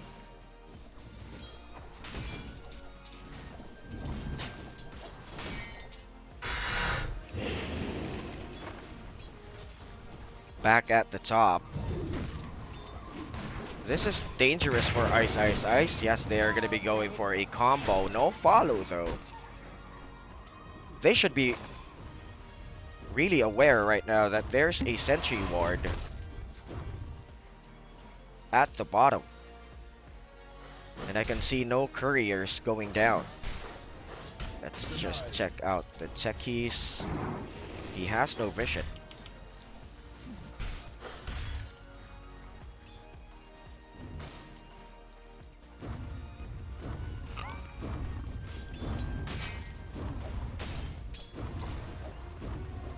Mid lane, Moon can withstand physical damage,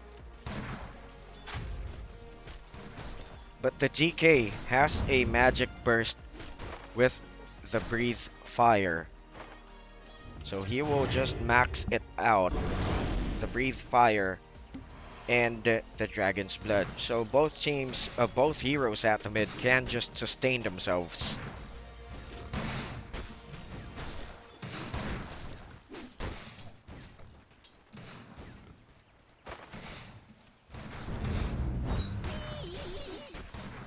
DJ taunting his way out at the bottom. 4-minute rune As I go. taken by Ohio on the upper part of the river. Going down low, Mushi. Still, DJ will be chased out by Faded. Ice, Ice, Ice being bombarded by right clicks. Will he survive? The cookie connects. Goes down low. Does he have the stun? No. He was caught off guard in a bad position. Using the doppelganger just to clear out the tree line. And a good job for Faded.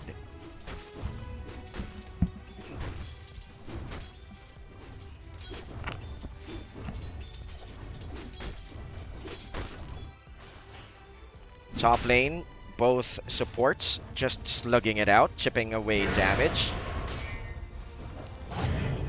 Ben-Hur is just 6 CS shy away just to match it out with the Void Spirit. Well, the Void Spirit has the capability to clear out the Great Wave. 5-minute rune. Ohio pops out, manages to secure 2 runes at the bottom lane.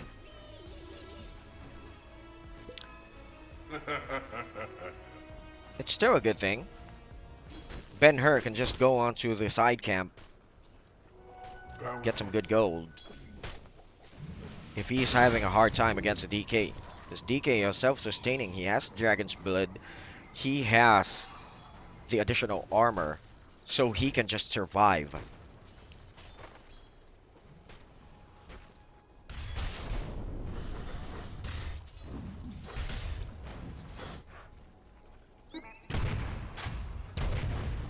Just adding to the nuisance, canceling out. But well, more gold for Mushi. Is Dire going to let that middle tower fall? Back at the mid. Both fours are trying to rotate. So good rotation. DJ will cancel out. To Radiant's middle tower. Back it off here at the mid. Savage negates the physical damage. Just time walking himself out. But he should be really careful if he uses the time walk, since Timber Chain is available.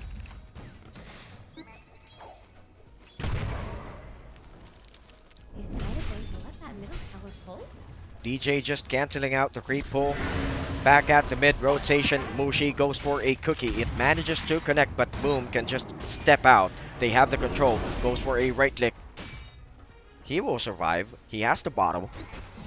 Bottom lane, DJ goes down low. Phantom Lancer goes for a doppelganger, but that was a good boom for DJ. Manages to time it off. Goes right there, plants some mines. That was the first kill of FNATIC. Fortification from Radiant. An additional gold If you're for looking for Ice Radiant's Ice Ice. tower, better hurry. CS wise, good lane for the Faceless Void, followed up by the Void Spirit and the Phantom Lancer, all together on the top 3. Was top 3 in the CS and in the net worth. But surprisingly now, managing to catch up is the DK. So still, they have the advantage. Dire's middle tower is 4 under to 1, 7 minutes going 8.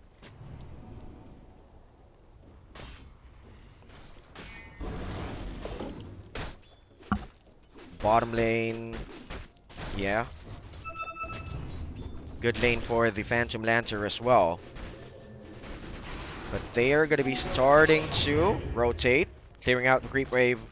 Illusions will be destroyed. But Mushi in a defensive position at the lower end, because Faded is farming the hard camp.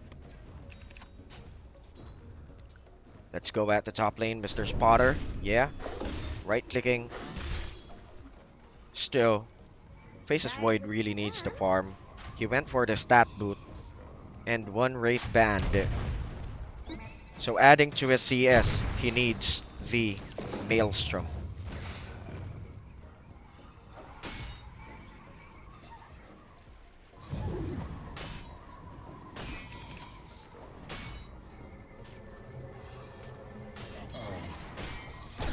Jax thinks Radiant's bottom tower is about to fall.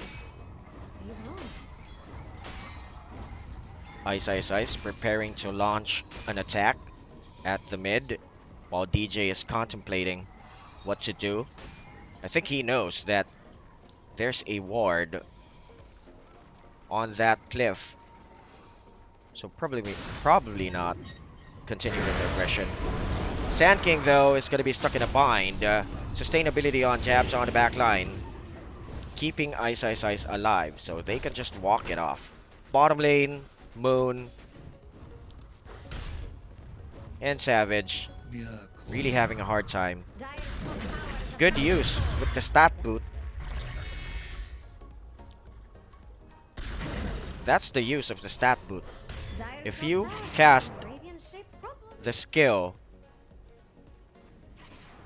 you should just change it to an int boot so that your mana pool will be sustained back. If you're low on HP, switch it to a strength boot. And if you're gonna be going back for a CS, why not switch it to the Agi boot? So good job. 23 Savage managed to survive, dodging it with a time walk. Chronosphere is going to be committed now. TPs are going to be happening with the silence of DJ. Additional burst. So that was what they are aiming for. The chrono, the suicide, and the right click, together with the bomb, with the mines. Good job. Ice closing in with the control. Are they going to be continuing? But on the back lines, Ohio is going to be the target of Ice. Now Moon says, let's back it off. It's not a good fight. Cookie manages to connect.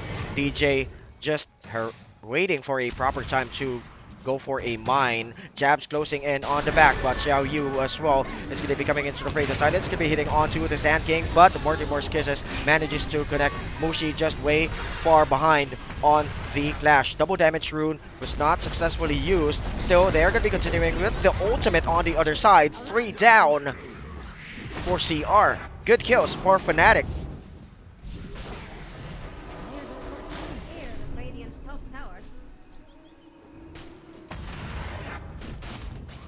Stacks are going to be stolen. I thought that FNATIC was in a bad position, but they really went for it, and they were really confident. So that was a good play, giving space to Savage here at the south side. Good job, FNATIC. Dire's top tower has some radiant-shaped problems. I think Radiant's bottom tower is about to fall. He's wrong. Radiant's middle tower is under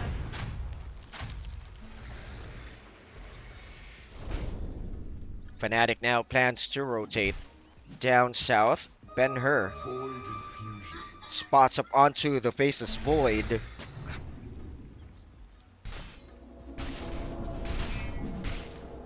Yeah, they can go. They have the control. They have the right click. Moon closes in. Ohio manages to launch down the Dream Coil. Will the Faceless Void manage to time walk out? No, he falls down. He can't dispel the silence yet. And this is a bad sign. They should walk it off. But Mushi, okay, good rotation by Ice. Nicely timed by the Suicide, managing to get Ohio and Thrust Timbersaw again. A beautiful turn of events for FNATIC, closing in to the first 10 kills. 8-6, 12 minutes into the game. Good gold, 762. Nice play, nice rotation. Well played, FNATIC. Radiant's bottom tower is under attack.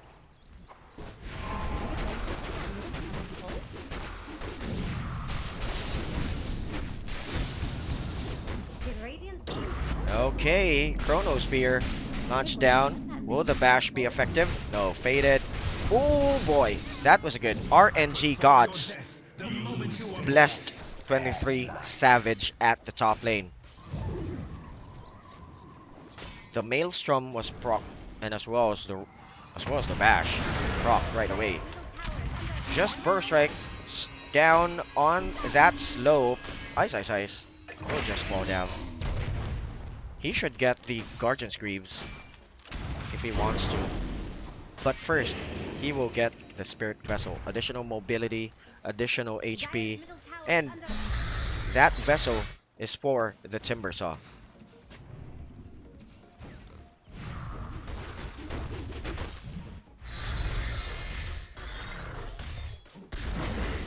Dire denied their Back middle to a tower. slow-paced game. No rotation yet. All the course needs the farm. Let's check it out with the items. The Fusel Blade is almost okay. The Fusel Blade is online in the courier being delivered. Arcane Boots available for Xiao Yu. All the basics for Fnatic. Yeah, but the vessel is almost up. Maelstrom available for the Faceless Void. Dire are scanning for enemies. Dire's top tower has some radiant-shaped problems. Dire's top tower has fallen. 15 minutes into the game. CR grabs a hold of Ice, which is very dangerous. Savage almost went in, but he has no Chronosphere. And the cavalry was way too far on the back. One hero down for Fnatic. They want to force something, but the Chronosphere is still down. 27 seconds left for it to cool.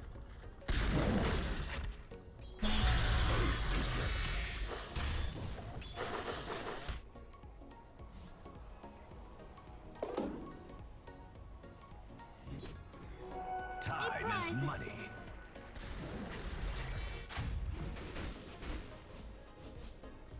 Radiant's courier is dead. Illusion. Just following orders.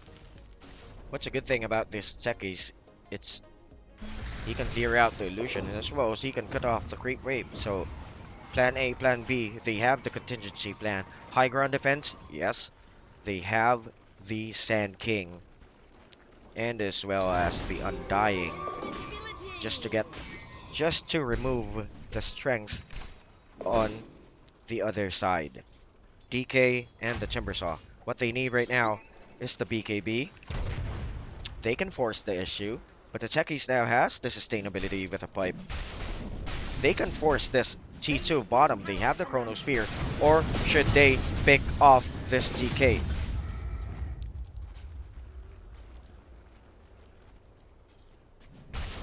DJ just waiting it out behind. Okay, they managed to spot up onto Ben-Hur.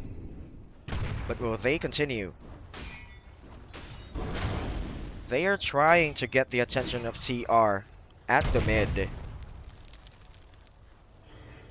So that the Faceless Void will grab a hold of 3 or 2 heroes with the Chronosphere together with Ice. Now he has the mobility, he has the vessel, they can go for a perfect pick off. But the Faceless Void is going to be locked down here at the mid. He can't time walk out. That was pretty bad. BKB, yeah. Head directly for a BKB. You need to negate those magic damage. But a rebuttal kill. Still a support kill, but a kill is a kill. It's still good. First 10 kills taken away by Fnatic. So congratulations for those of you who went for a bet here in this game. Then again, too much control, no debuff, jabs. Next target, Sand King though gets a good ultimate fated, manages to survive. They can't force the fight right now. They need the 4 items. And good job for CR. Even in the kills, Vessel and the silence just to stop this Puck from backing it off. Will he survive? Vessel Tech still available, and Mushi being right click away by Savage with a Faceless Void. Bad play. A good kill. But a sudden turn of events. Savage wants to jump in with a Chrono Spear, but They should not continue. They should destroy this T1 mid first.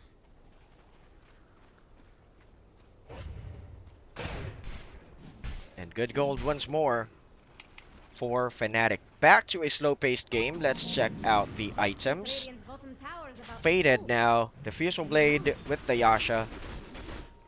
Still with the hood for Xiao Yu. Dagger going for a fast BKB, I think. For the GK. Desolator online for Moon. Now they have the damage. Now they have the sustain. So a smoke play would be good for Fnatic. Playing it out at the lower part of the triangle, trying to force this T2 bottom of CR. But actually at the top lane as well, CR wants to trade the push. The thing is, whoever takes the first move I'll take that. will just win this fight. Dire's top tower has some radiant-shaped problems. Death tax. Coin. Dire are scanning for Back at the top lane, Dire's top tower being is under tanked out by attack. Ben-Hur. Radiant's bottom tower is about to fall. Wants to force the push on the T2. Meanwhile here, Radiant structures DJ are at the mid, creeping in. Dire's top tower has some radiant-shaped problems. Wants to suck out the attention of the Phantom Lancer. But Dire's top CR tower knows is it's a under bait play.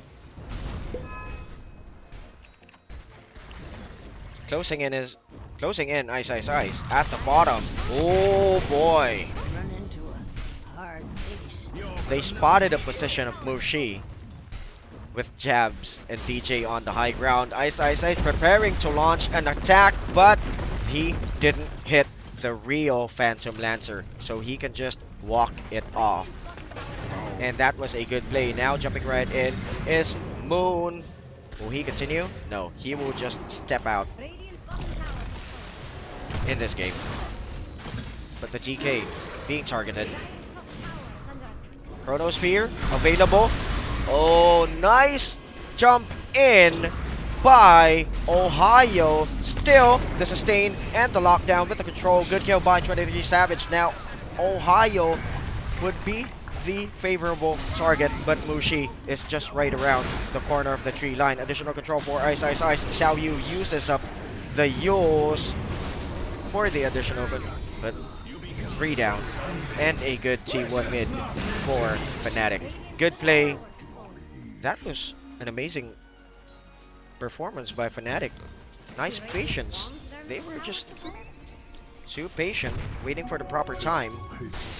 23 Savage, though, almost got popped, but oh well. He managed to survive with the sustain of jabs and as well as nicely timed time walk. Still a good job. Want their middle tower to fall?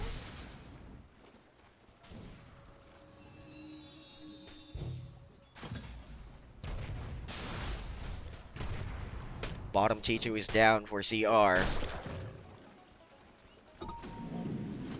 Now Fnatic can really play this at the bottom part of the triangle. They know the position.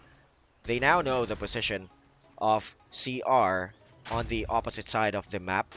Radiant's bottom tower So- is under attack. If they want to force a TP, or if they want to go force a kill, they can just do so. But their scan is not available still. They can just go for a smoke wraparound play. Faceless Void's ultimate, it's still on cooldown. Savage will just be baited here at the mid, trying to go at the opposite triangle. They spot up onto Faded. Ice manages to do so. Additional control with the Spirit Vessel charge. All the right click, all the magic damage, but the Doppelganger is still real. He manages to survive. Mushi comes into the fray with the ensnare, but no sir. You will be just first strike out on the higher ground. 23 Savage knows what to do. He uses all his his arsenal on the Faceless Boy side. DJ goes down low with the right click. Ben-Hur gets a good kill. Or Mushi on the backlines just getting those Mortimer's kisses, hitting DJ out. Now Jabs falls down low on HP, and as well as the Mana 23 Savage manages to go for a time walk out though. But the Faceless Void can't do anything. Chronosphere, now he can force a fight. The problem is he has no mana and he has no silence. A good comeback for CR. Now that was a good counter retaliation.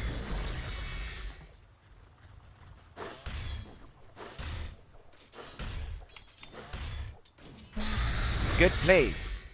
CR knows the risk, Is Dire going to hit that middle but tower let's for just go with it. Dire just fortified. Sometimes that's what's all you need. The confidence, the determination. But too much overconfidence is a double-edged sword. Luckily, Middle tower is under attack. they turned the tides.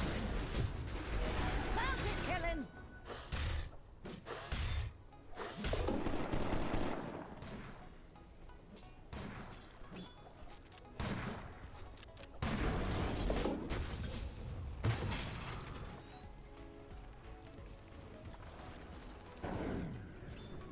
Top lane. The Timbersaw just continues with the pressure. He has the capability to flash farm the creep wave, adding to his gold, adding to his items. He needs the Lotus Orb, I think. No. Will he go for a Shiva? Oh yeah, he will go for a Lotus Orb. Just to sustain the DK later. They have two tanky heroes. They have the burst, additional control on the back, and the Phantom Lancer can just be a nuisance on clashes. Because as you can see, Manta Style is up. This is a good item with a repair kit. Has a good HP regeneration, so he can just switch it out with the Mindbreaker. If he goes low, when he wants to farm, he can switch it out with a repair kit.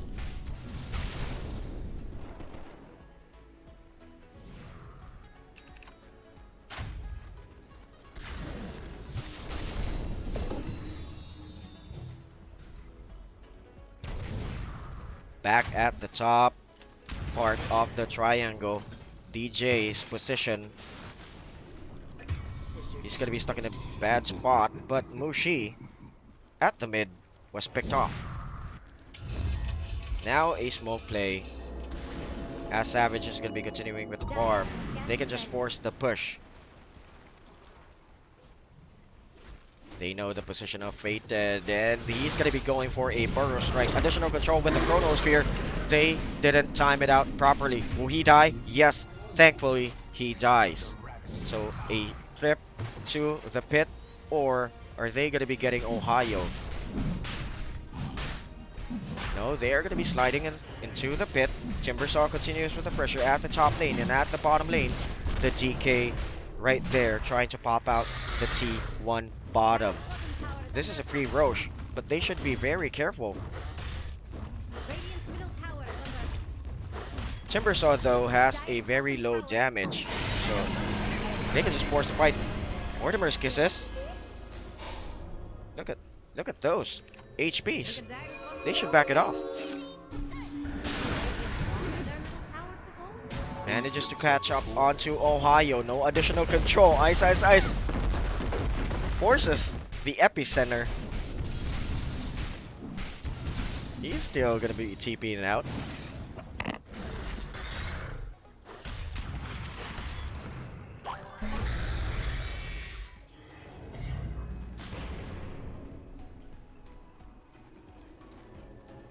"28 minutes into the game, Ohio, I think, will be spotted on his position. Yeah, manages to drop the silence. Jabs falls down first. Ice, ice, ice jukes it out on a tree line. He has the sandstorm now. The BKB is going to be popped by Moon.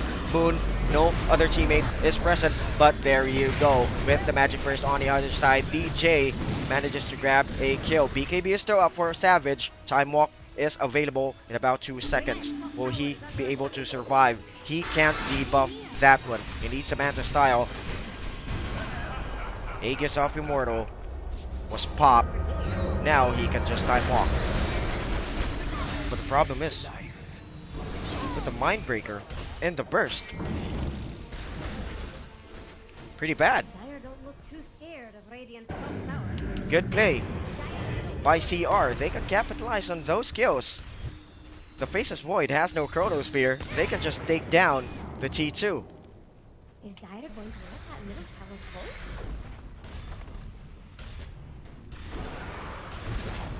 This is still the first map, if you were asking. So thank you, by the way, to our mod who just answered the question.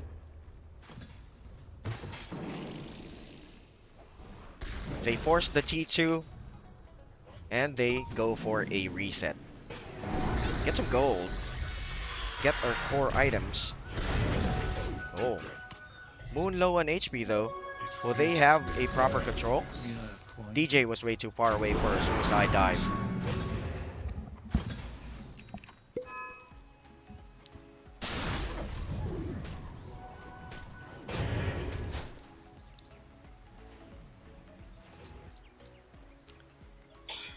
Vessel.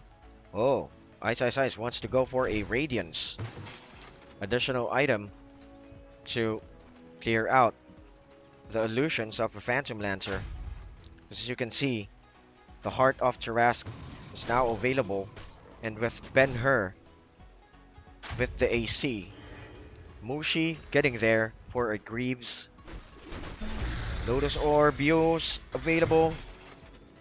Wants to go for an Aghanim Scepter. Is Ohio on the other side. Pipe available on DJ.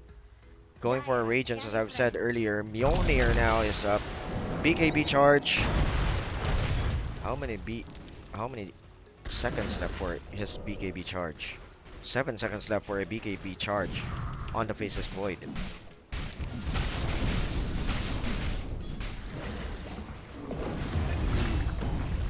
Another good kill at the bottom. Completely controlled, completely bursted. You should be very careful at the position. A beautiful Dream Coil. Right click on the bottom lane. Ohio falls down. BKB is still online. Onto Savage. Will they be able to survive?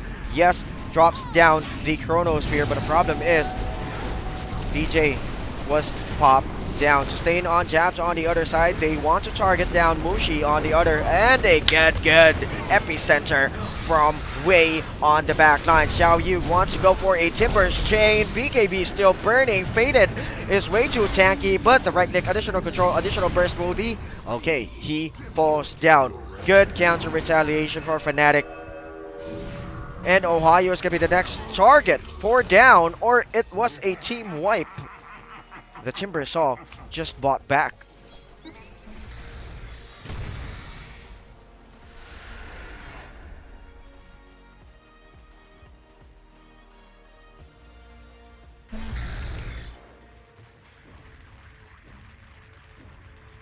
Radiant's middle tower is under.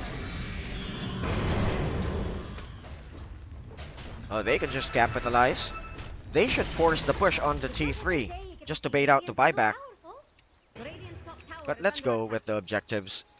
Let's get the T2 or T1 at the top. Radiant just fortified. And over here, Radiant's top tower.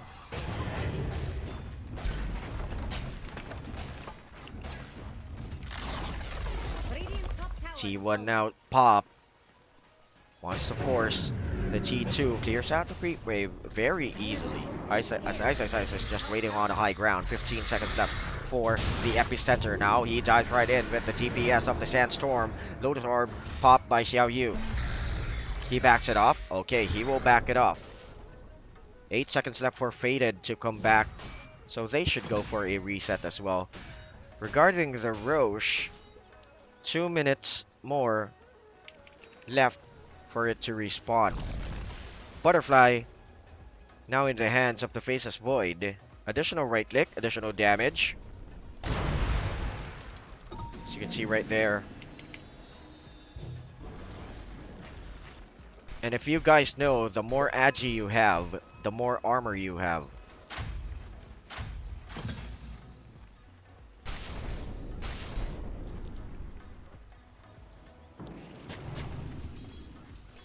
FNATIC has the gold lead, but it's just 1k. CR can just come back into this game. As you have seen, they counter-retaliated very easily. But both teams now are really good. Not like the game earlier. It was almost a disappointment, but both teams now in this game, CR and FNATIC, they are really giving it out their best. Radiant's top tower is under attack.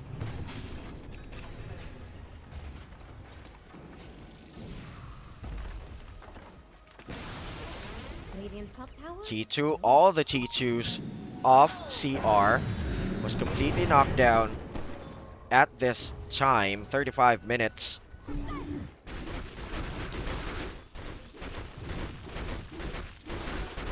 Closing in on a butterfly, if you can see on that Phantom Lancer. I'll take BKB and AC for the Void Spirit. And wants to go for a Daedalus. But that's going to be hard for the supports of CR once he completes that. Since he can just dive right in onto he has the control, he can just dive onto Mushi and as well as Ohio with the additional control from the Sand King on the back, as you have seen on the last clash. Ice was just way too perfect, jumping into the fray, going for the epicenter, really headstrong. Good play, good strategy.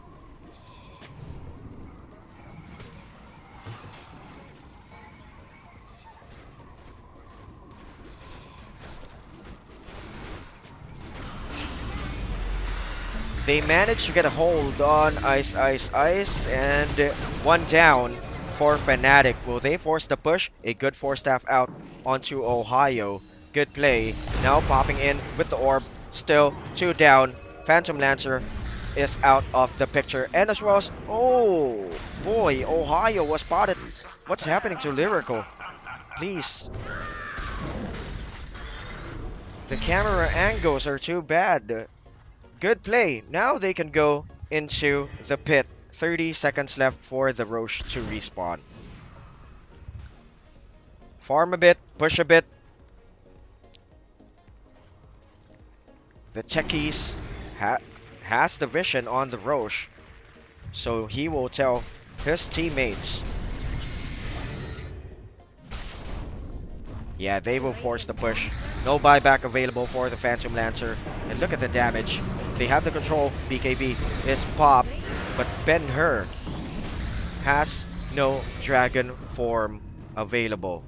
Now they can go into the pit. They knew already that the Phantom Lancer and all those who was knocked down has no buyback.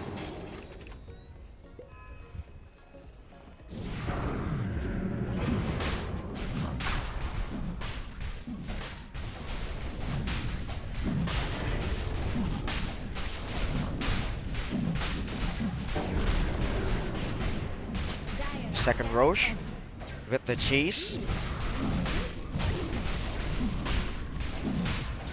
Way too late.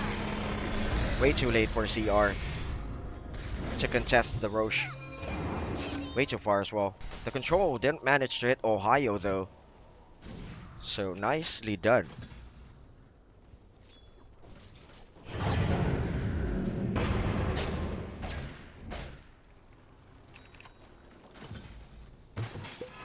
Waiting at the mid lane. Will they force the push? 6k in the gold lead.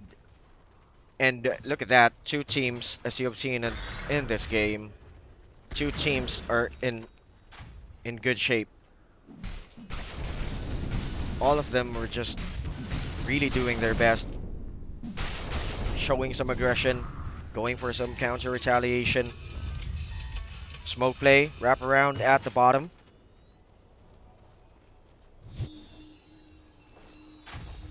Behold! They will take the outpost. They know that Ohio will split the map. He has the flash farm capability, so they know that he will split it. But they will continue here at the mid, waiting for some proper time. Because their creep wave can't just advance easily. They have the checkies. They can clear out. They can clear out the illusions, and there you go. The first move was taken away by FNATIC. On the other side, Mushi was controlled. No buyback. 65 seconds left for him to respawn. And the Timber Saw was just left here hanging. 115 seconds, and things are going to be looking bad for CR.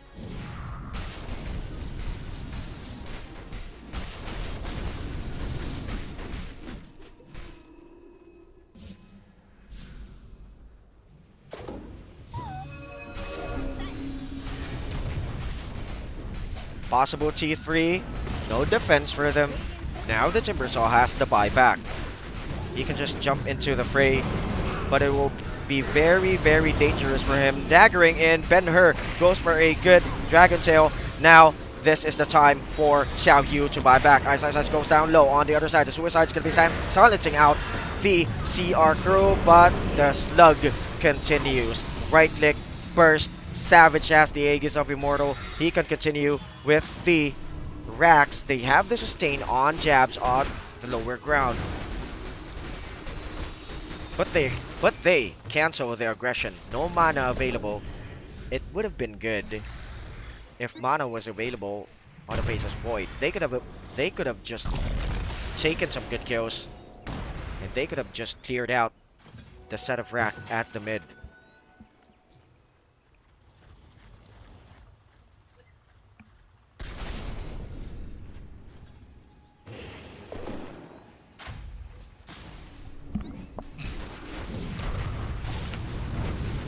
Three Savage, no mana. He can bait it out with the boom.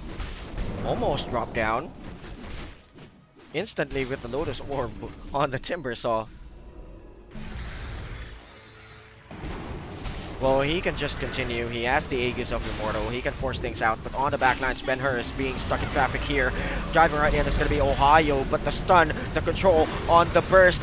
But Mushi on way downtown manages to follow up with the Mortimer's Kisses. No one falls down for FNATIC first. But Jabs is slowly falling down low, being targeted by the Phantom Lancer. Ice is stuck on the cliff as the Spirit Lance is going to be hitting him, and no way he's going to be able to survive that. Good thing is, FNATIC managed to drop down this GK that has no buyback for about 90 seconds, and as well as DJ was targeted on the back line by the Phantom Lancer. 23 Savage wants to continue with the right click. He goes down low still. He has the Aegis of Immortal. Jabs backs it up because he's being targeted by Ohio. The control there on the lower ground for Moon. Will he be able to cut off Xiao Yu? No. Ohio is still alive. He can go for a step. Yes, look at the damage, but damage is still not enough. 23 Savage goes for a courier snipe. Mushi is being chased out. Will he continue with the right click? Yes, the RNG gods are on 23 Savage side. Continues to right click the G3 bottom, faded, and the Timbersaw is going to be jumping into the fray. 1, 2, 3. Is the Aegis of Immortal alive? He can just utilize the Satanic, but the use was used. Okay, Aegis of Immortal was popped down. Now this is going to be a proper time, I think, to back it off or go for a Chrono Spear, as he's going to be targeting faded. Way too tanky. That's really a bad idea for Savage. Still, Mushi is being right-clicked on the other side of control. Moon pops out BKB. He manages to back it off, but it's going to be kind of dangerous because a ward of HP is going to be falling down on him. 4 down for FNATIC. They have no buyback. Good defense for CR. But the mid lane is being eaten away by the creep wave. Okay. They can defend it. Still a good defense for CR.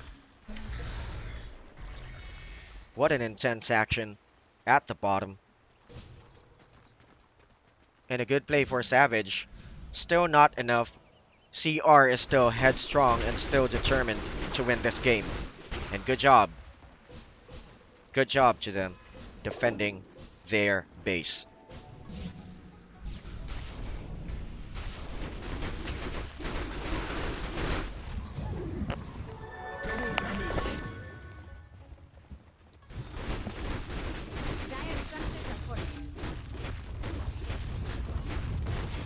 Now they use the glyph. 60 seconds left for the Void Spirit to respawn. Uses the repair kit, but not enough. The double damage there is online for Ben-Hur, together with the Aghanim's buff. Look at that Black Dragon.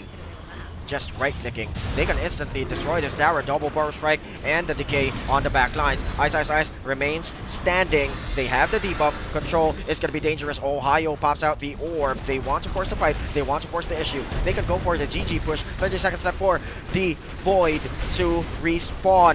1, 2, 3. 23 Savage pops it off. Ice didn't even manage to get anyone with the epicenter. Good job. Good objectives by CR. Now this is a game. This is a game. This is what you call a Dota 2 game.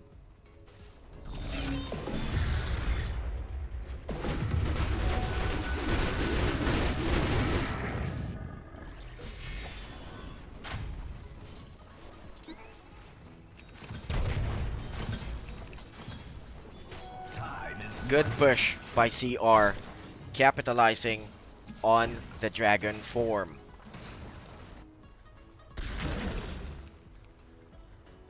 Good item choice, by the way. Went for the Aghanim Scepter with the black dragon form.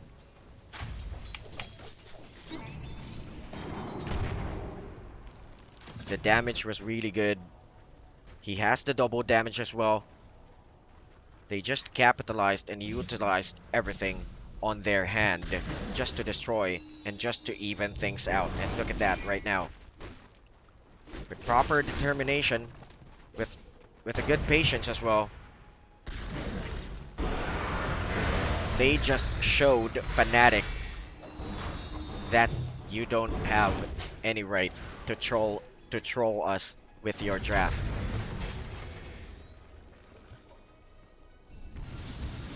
Dire are scanning for enemies.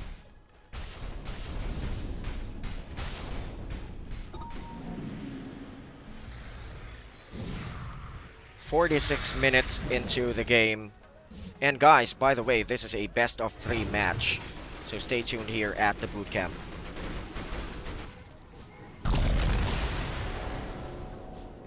This is still game 1. As you can see, the bar indicator for a win. There's still no gold bar over that side. Did Ice? Okay, he has the heart, he has the radiance. But with the presence of the Phantom Lancer and the GK, he will still be way too squishy. As closing in for a... Oh, he wants the dragon. The GK wants to go for a satanic, so still a good play.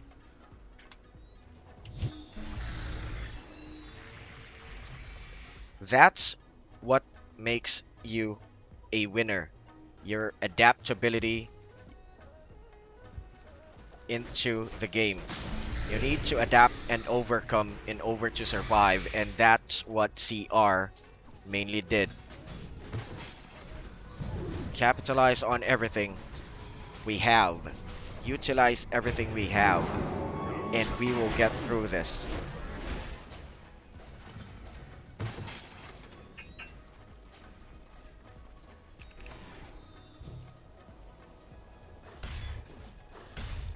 Radiant's courier has been killed.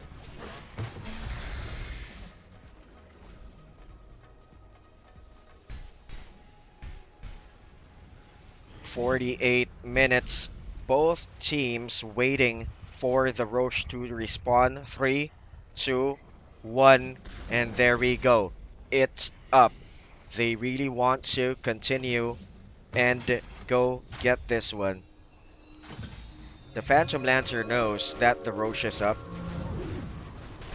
And both team is going to be aiming for it. Because whoever gets the Roche right now will have a high advantage of winning this game.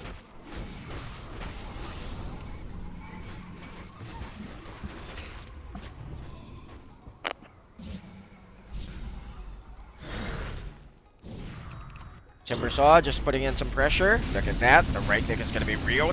Will Savage get the good control? Pops out the BKB with the control off the Hex. They get the Timbersaw. 124 seconds left for him to respawn. Will they capitalize on the pit so that the Timbersaw will buy back? Yes, the Timbersaw will buy back. They will go for a reset since the Faceless Void has no Chronosphere as well.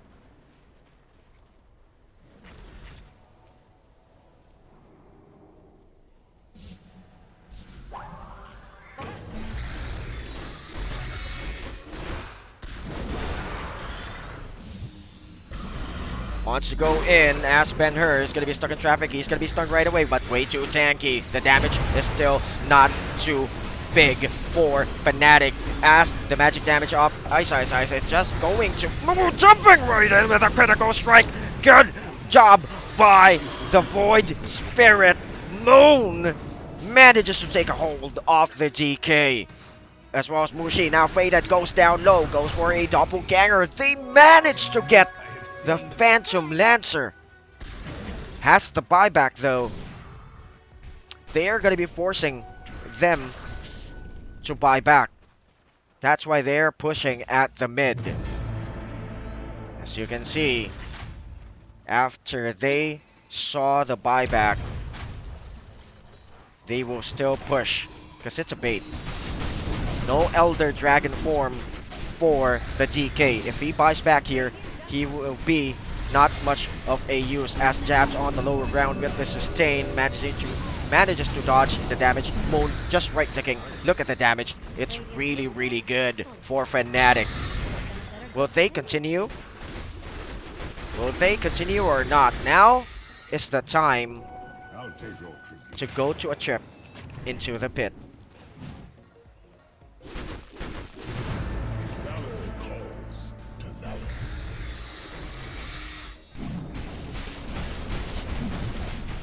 I think CR is going to be 2 steps behind to contest the Roche. Yes, and they are really, really out of range. So they could cap FNATIC and capitalize on this one.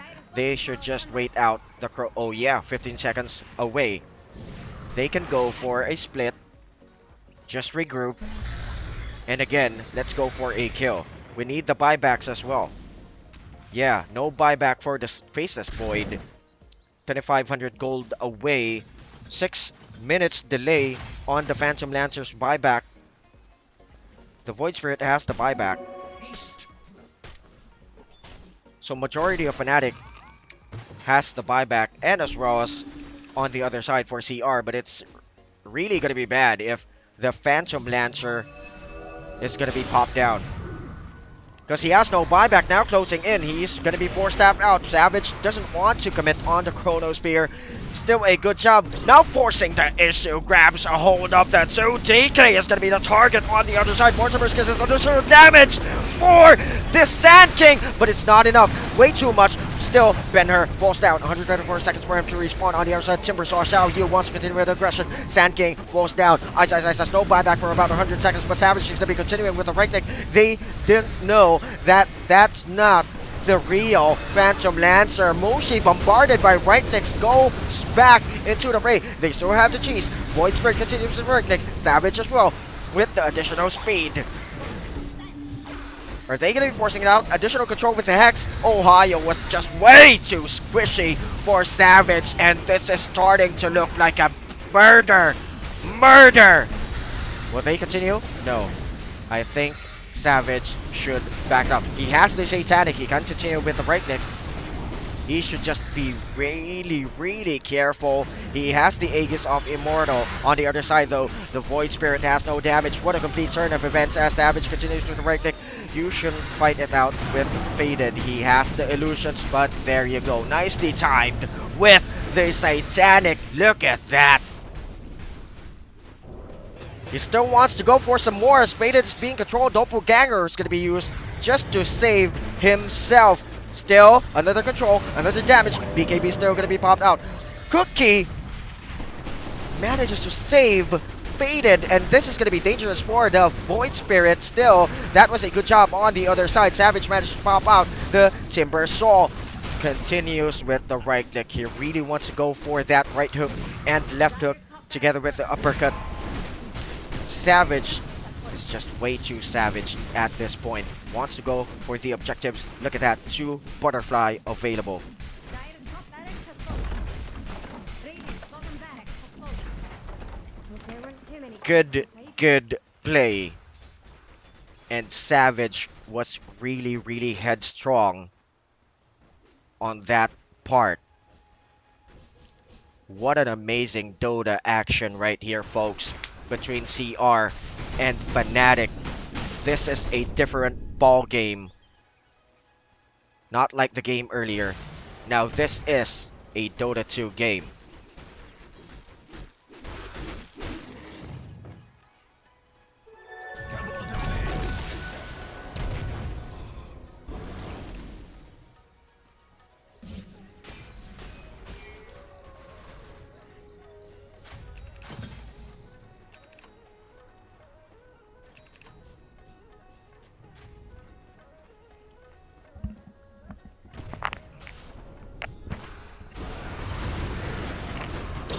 Oh boy, the Chrono Spear, additional control with the bash. Look at the damage. Things are starting to look really bad for CR as they were caught off guard. Double Chrono Spear. Phantom Lancer is out. No buyback available. Bad position for CR. That was way too bad. Good thing Ben-Hur is still alive. Will he be able to defend this? No Chrono Spear for Savage, but he has a good amount of evasion with the double Battle Fury. Or Butterfly, pardon me. Mortimer's Kisses, diving right in as Ohio. Goes down low, pops down to Aegis of Immortal. Wants to continue with their assault. 3, 2, 1. Jumps back into the fray, but he wants to go for the objectives as DJ is just waiting it out for a proper suicide. BKB online? No, way too tanky. Ice. Will just tank out Xiao Yu. And that's gonna be it. Mega manages to go for a burst strike. On the other hand, Savage wants to go in and jump into the fray. Xiao Yu goes down low with a decay, low on HP. Uses the defensive use just to drag his death. And the agony is there on Ohio's side. Nicely timed there. He manages to go for a shift. BKB is still burning on Ben-Hur, but he has no choice. He has no dragon form, and the damage is real on the other side. Control, damage, magic, physical abuse from FNATIC, and game number 1 will be taken away by FNATIC.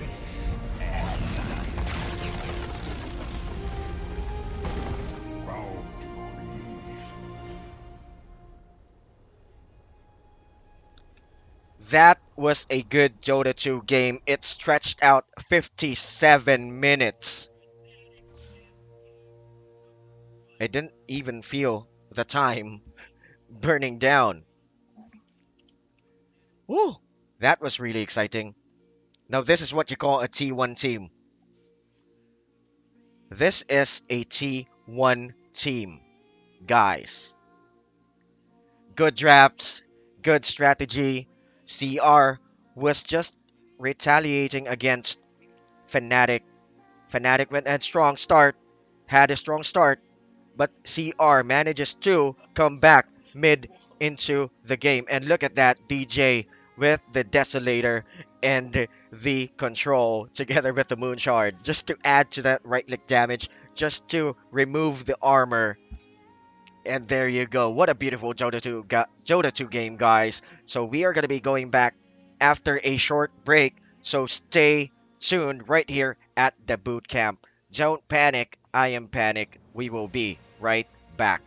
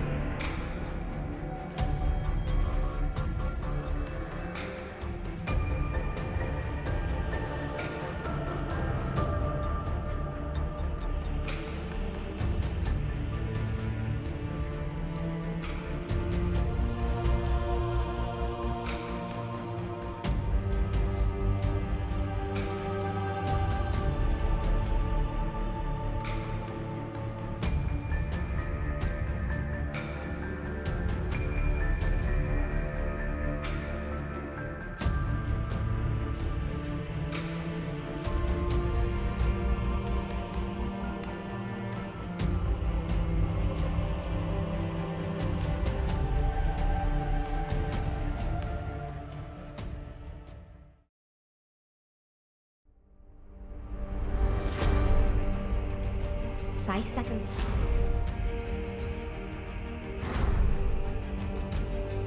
Just who will die? It's Radiant's turn.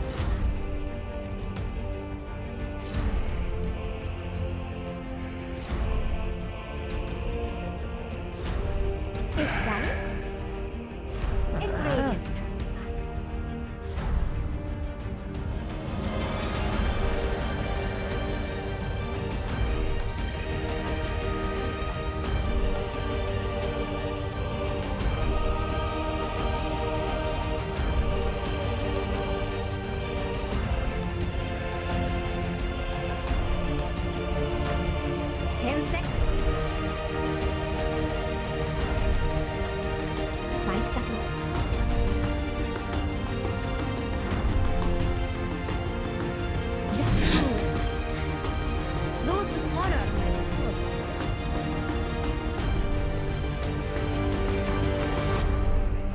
Radiant's ban plan anyway.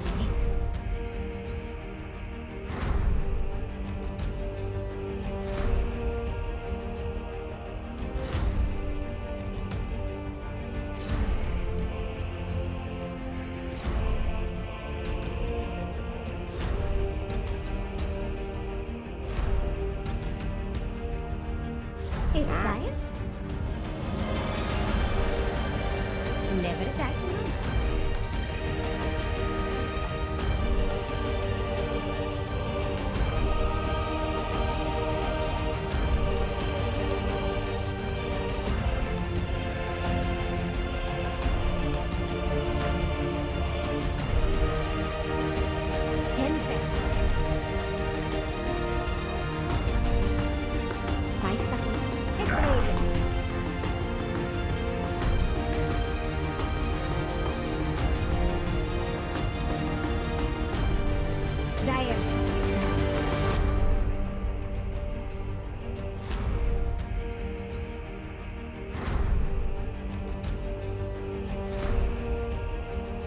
It's Radiant's turn to pick.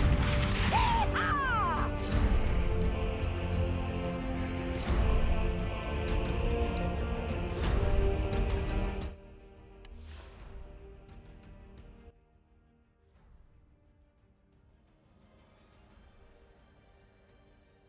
Welcome back for game number 2, best of 3 match, FNATIC versus CR.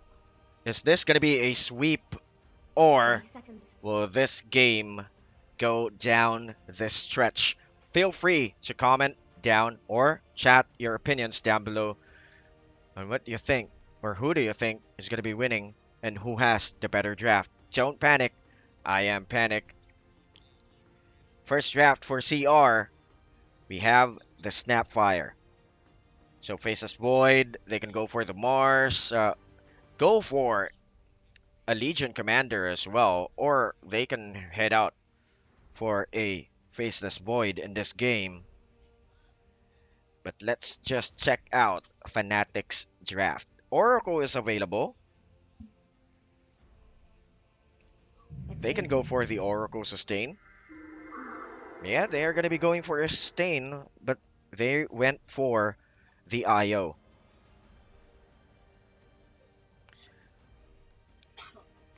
Still, thank you very much for tuning in here at the bootcamp. Thank you for liking our stream. Thank you for subscribing. 10 seconds.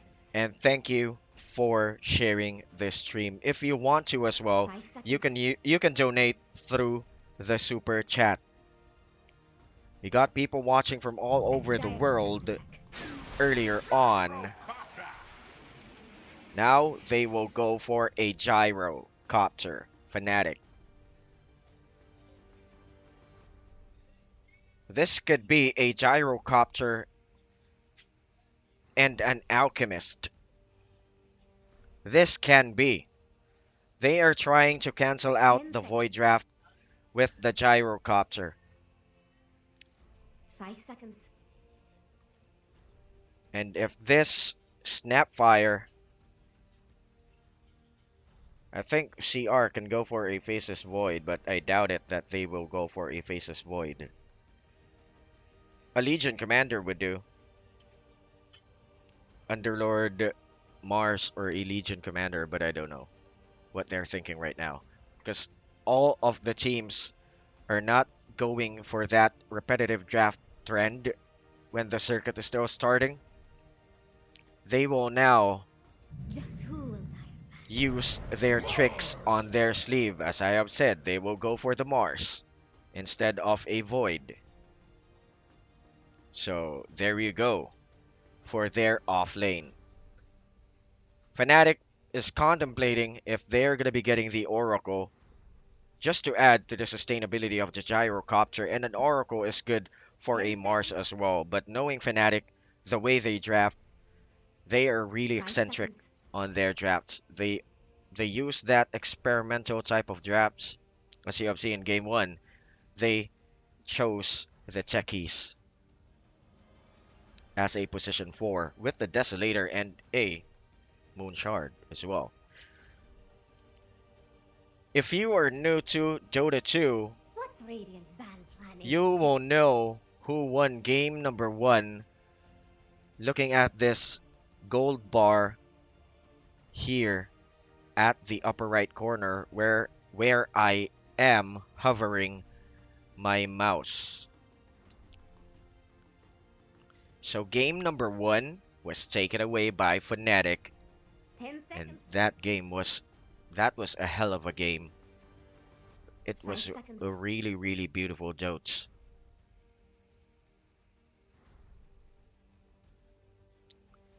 So nothing yet. It's Radiant's. Choosing for the fifth ban.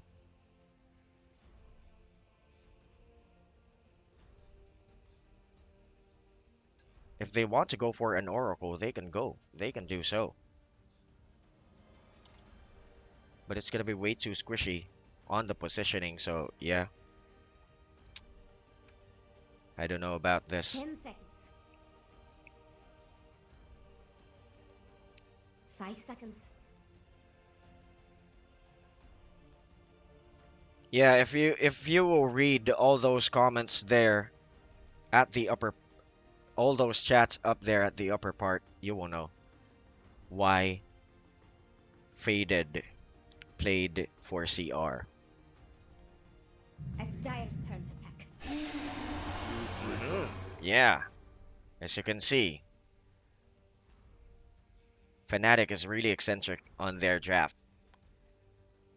Just pulling out the rabbit out of the hat with the Spirit Breaker. It's really 10 seconds. Spirit Breaker is really good. It can zone out. 5 It can seconds. cancel out a possible mid, those squishy type of mid heroes. This is a good hero as well. Global mobility wise, global presence with the IO and the gyrocopter is gonna be on point later if CR goes to split the map.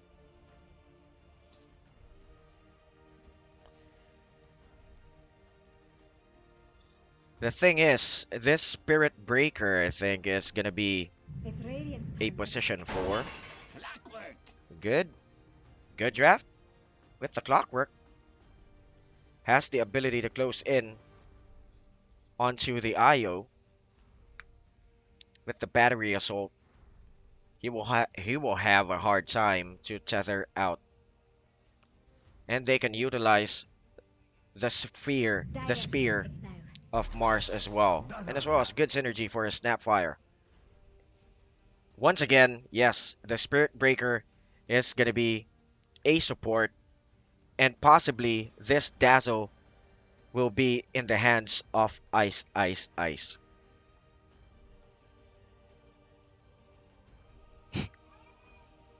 10 seconds.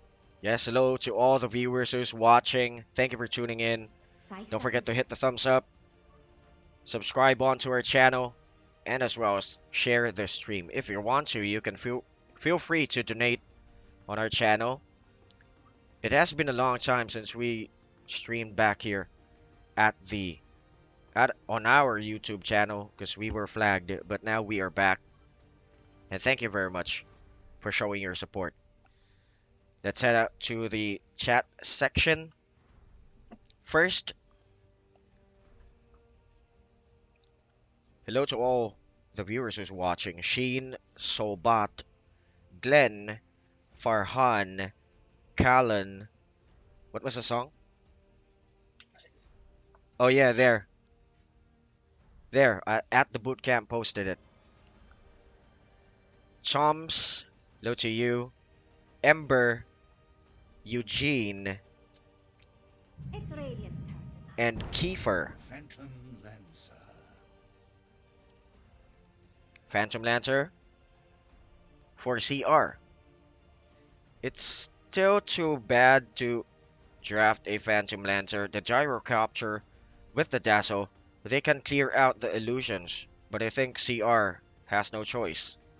Goes back 10 seconds. to draft a Phantom Lancer. 3 melee heroes for them. 5 seconds. The only ranged type hero is a Snapfire. On the other side, Fnatic has a good capability to kite it out later on team fights. With the IO, Gyro, Dazzle, mobility-wise, they have the Spirit Breaker and as well as the global presence of IO and Gyro.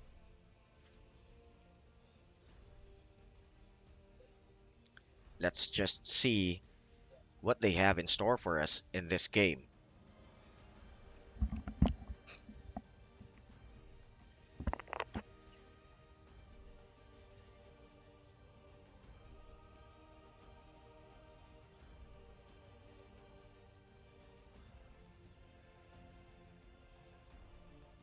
Will they switch out the gyrocopter for a mid hero? They can go for an Ember Spirit. They can go for an Ember Spirit or a Void Spirit once more. Fnatic. For Moon. It's Dire's turn to ban. Sven. If they want to switch this gyrocopter out.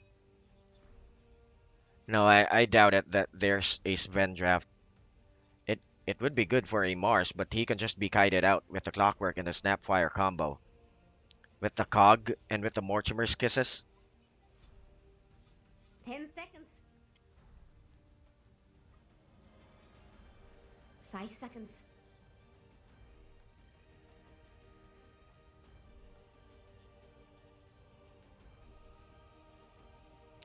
I think Ember for the additional control It's Dire's turn to pick. can be good.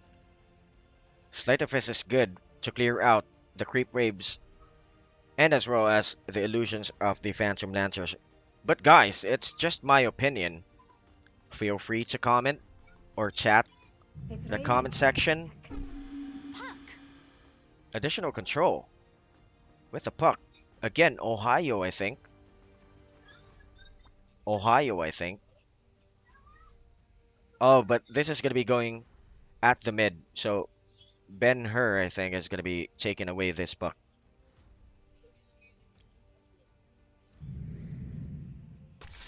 Alchemist. Choose your hero.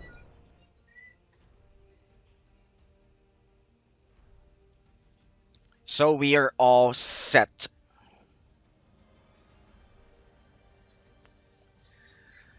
As I have said, it's going to be going Gyro Alchemist. Possibly.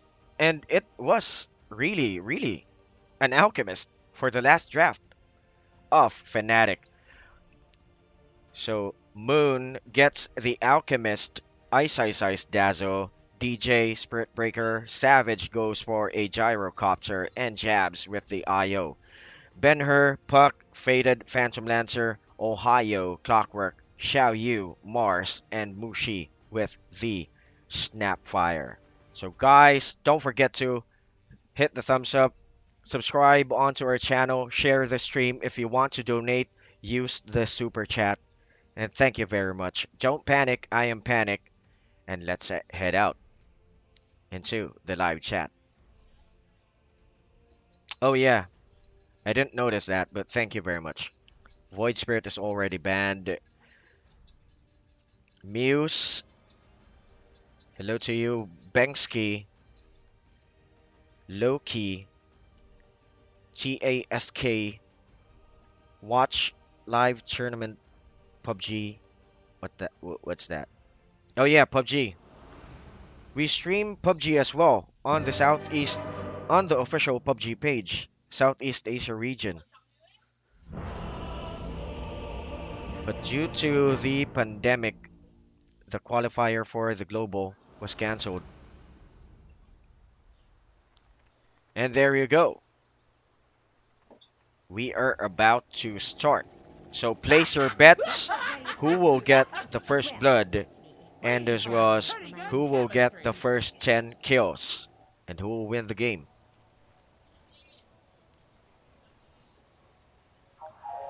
Mushi once more with the Snapfire. Ohio. Good synergy with the Snapfire. It's still good. But the Alchemist, but with the presence of the Alchemist, well, it's going to be a hard time for the supports of CR. Fnatic's mobility will come into play. They can get a good pick off. Dazzle is a self-sustaining hero that adds to the factor later on to save the gyrocopter. Now for some real salt. Yeah, that's the problem. They don't have that. They don't have that complete control with their heroes. Have the Spirit Breaker though, and the homing missile will take time to travel. They have the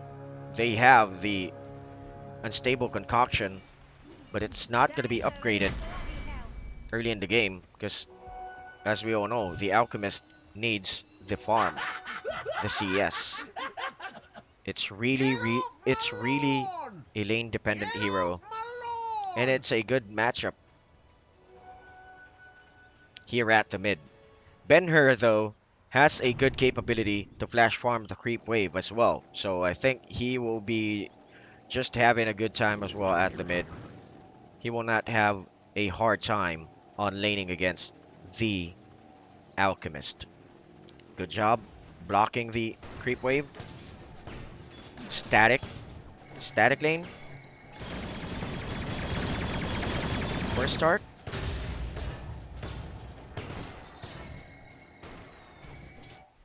CR can put some pressure. They also have the ability to flash farm the creep wave with the Mars and with the Puck later. If they are going to be stuck in a bind, they can just split the map. On the other side though, Alchemist went down low, but he has the consumable, so I think he's going to be all right, as you can see right there on the top left part. His HP is back. Faded is just being right-clicked by the Dazzle. Yeah, as I've said, the Dazzle has a good kiting capability later on team fights, because as you can see, 3 melee heroes for CR, and a Dazzle is a good hero to clear out the illusions and creep wave on Fnatic side as well.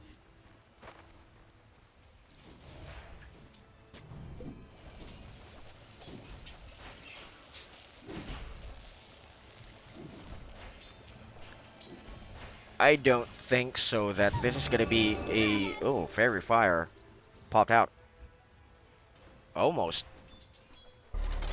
We almost saw a good first blood on CR side, but both heroes, they managed to pop out their consumables. I don't know, both teams has fast heroes. Whoever gets the momentum. But looking at it, with the greedy heroes of CR, I think so that Fnatic will gain the upper hand. They have the mobility and they have the global presence.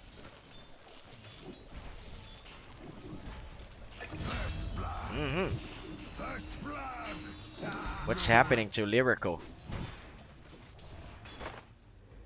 So there we go, first blood taken away by Fnatic. Congratulations on all those who placed their bets. Yeah, boy. 312 gold for the Dazzle. That's going to be adding to the factor that he will just get good gold earlier on, get the basics, get those items. As Mushi once again is going to be spotted with a vision of the poison, slowly going down low with a good proper base damage. The tick and ice, ice, ice. Second kill of the match. As you can see here on the KDA, 2 assists for DJ, and the Dazzle gets 2 kills. Mushi was bought down 2 times.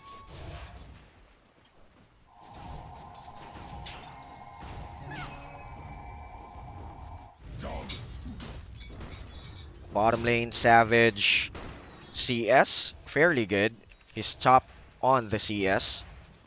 And as well as followed by the Alchemist, second. Puck, still stable on the 3rd spot. But Ice Ice Ice crept in on the 3rd. So, I don't know what's going to be happening here. Net worth wise, the Dazzle is in the lead since he took away 2 kills. Will Ben-Hur get the kill? No, no, no. But the Spirit Breaker comes into the fray with a beautiful, beautiful charge. This is going to be bad. Ohio has the mobility. Good rotation by Mushi, though. Just trapping him right there near the ladder. So, good play. Good counter retaliation for CR.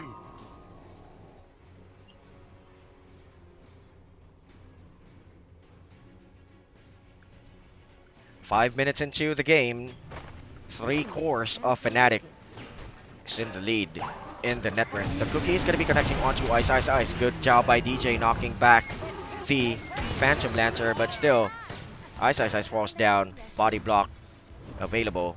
Ohio, yeah. DJ manages to survive. They were caught off guard. Good rotation. Good movement. 185 gold for Mushi.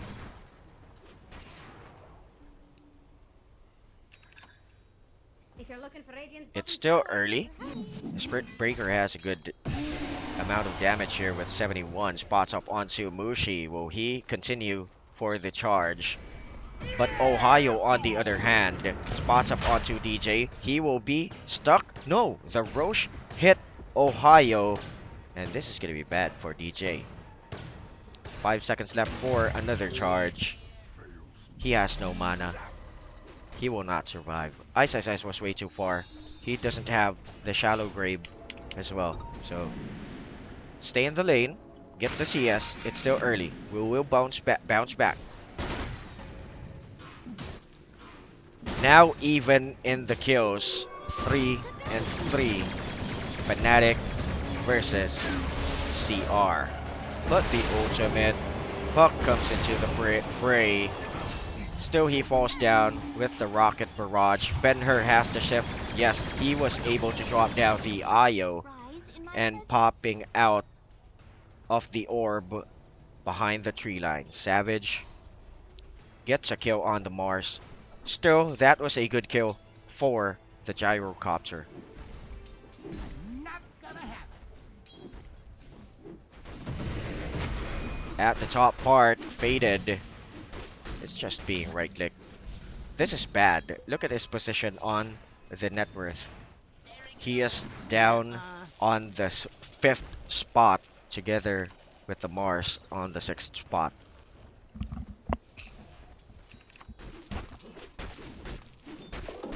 Being forced onto the small camp. Oh, not a problem. He has the illusions. But Moon at the mid went for the stat boot. And as well as the mana sustainability of the Soul Ring. He has the ultimate though. He is as well self-sustaining. He will survive. DJ cancels out the charge at the top, so let's not be too overconfident. The T1 towers add all the towers adds armor to the hero right around it. It's still early, so you should not be too complacent. But the charge is going to be brought down onto Mushi. Ben-Hur sadly got hit by the train. Good job on Ice Ice Ice. The other side. Look at the right click. DJ needs the money. Give it to me. Money shot for DJ. Good play, good rotation. Everything is going to Fanatics. So Fnatic. Everything according to their plan. As you can see there with the KDA, yeah, DJ really needs the money. I think he's planning to buy a good control item. An Orchid maybe, or a Hex for the puck later on. But tell me guys what you think. It's just my opinion. Not enough damage yet. Doppelganger's out. Will he be able to survive? But the poison manages to hit Faded on the back.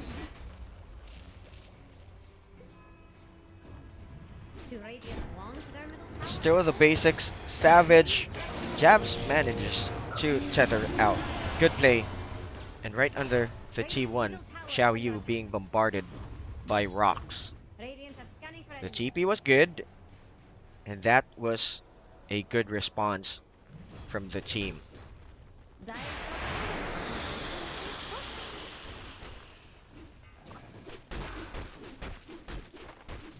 Will the poison connect? Yes, the poison connects. Ice Ice Ice can just kite him out, maxing out the poison. 10 minutes into the game, leading in the net worth, still on Fnatic side. Top 3 of their cores right there. And let's check out the items here on the left side of the screen. Arcane and Necro Book available for Ice Ice Ice. Yeah, stat items with 2 Wraith Bands for the Gyro. Radiance, I think, is right around the corner now with the Sacred Relic. On the other side, still the basics, still the stat items.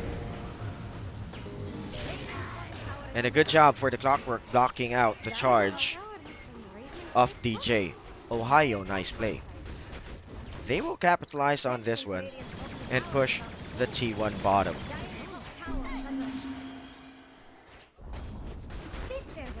At the top lane though, Ice Ice Ice takes the tower. So it's gonna be a good idea for the Phantom Lancer to push this, to trade this T1 bottom of Fnatic as well. It's only 11 minutes into the game, if you can see. Right there. So we still don't know what's gonna be happening this part, but Ohio was spotted up by Ice Ice Ice on the other side. Ultimate AOB with the spear. Ice Ice Ice was rendered useless. Relocation, very much effective. They will just wait out for the Io to come back. And a good rotation. Now CR switching it up, switching their gears. They went for a 4-1 split and a 3-2 split. If this strategy is going to be effective, then why not? They took away good kills, so it's effective.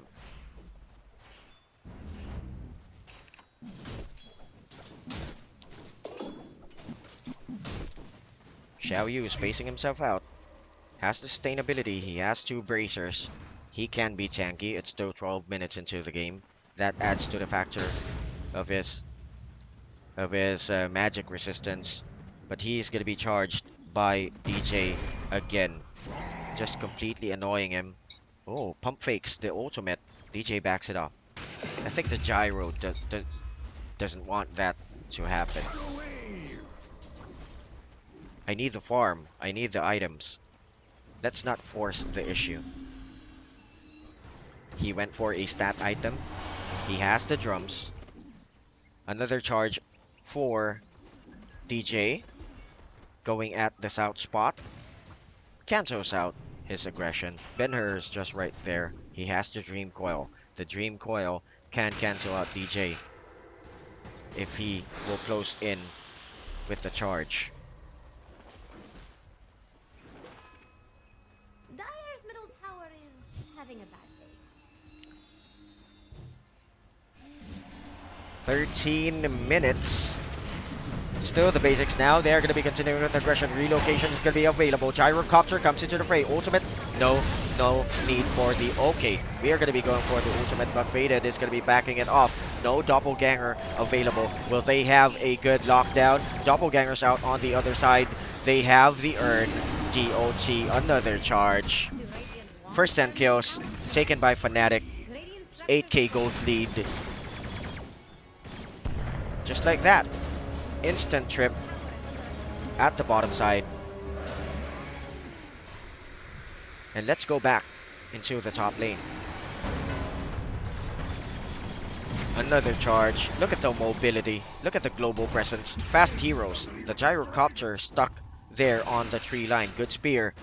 But the cavalry arrives as Mushi is going to be going for a cookie. Drops down those guns. Ohio locks him down. A good kisses. DJ might as well be a possible kill. But he manages to go for a charge. And Jabs goes with him with a tether. Radiant's courier is dead. Just so he knows. DJ, the chauffeur. Radiant's middle tower is under attack. Well, that was a good kill for CR with the gyrocopter. So this is a huge sign that CR is still in the game. You should adapt, you should overcome, you should survive to win this game.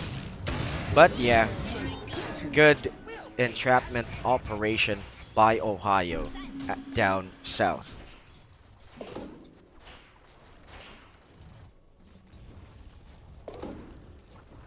11 and 8, still in favor of FNATIC. 9k gold lead. Let's check out their items. 15 minutes into the game. This is a good item for an IO, Essence Ring. It adds HP for about 15 seconds. Is he going to be going for a Greaves? Ice. They can force this T1 mid. Now that the Radiance is online with a BKB. Veil for Ben-Hur. Dyer's middle tower doesn't last long. The fuse was almost up for Faded, but at the bottom lane, ultimate right click, rocket barrage, global presence. The Mars will not live to tell the tale. But the IO will just be a sacrificial lamb. Still, that was a good kill. No teammates available to tether out. Still a good kill on the Mars. The Mars will be delayed with the pipe. Good sacrifice for Jabs. Still a good gold taken away by Ben-Hur.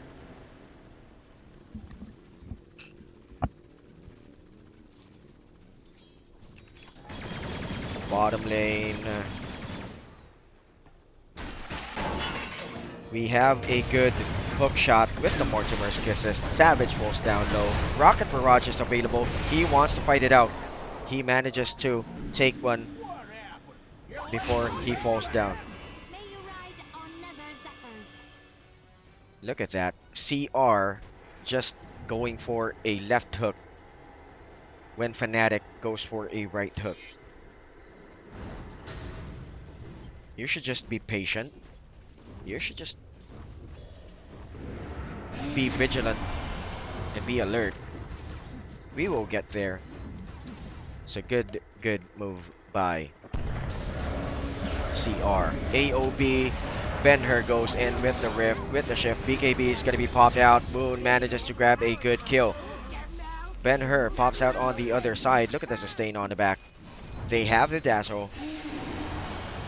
And as well as the IO can be used once he comes back into the fray. Faded was targeted by DJ. DJ planning to split the attention.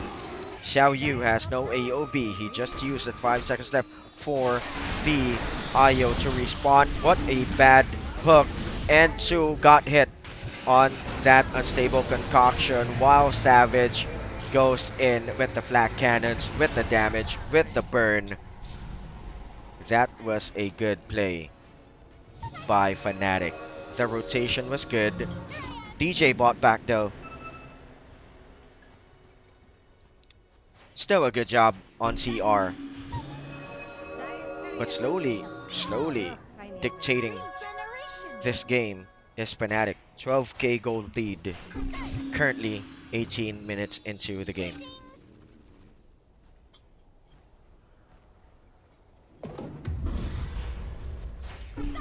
Jumping right in. They don't have that bursting capability. If the Mars was there, they could have taken the kill.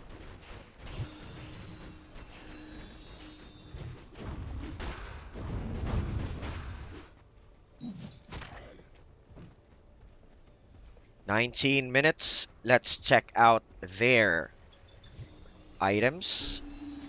Diffusal Blade, still the same. Dagger, Veil. Basics for the other team.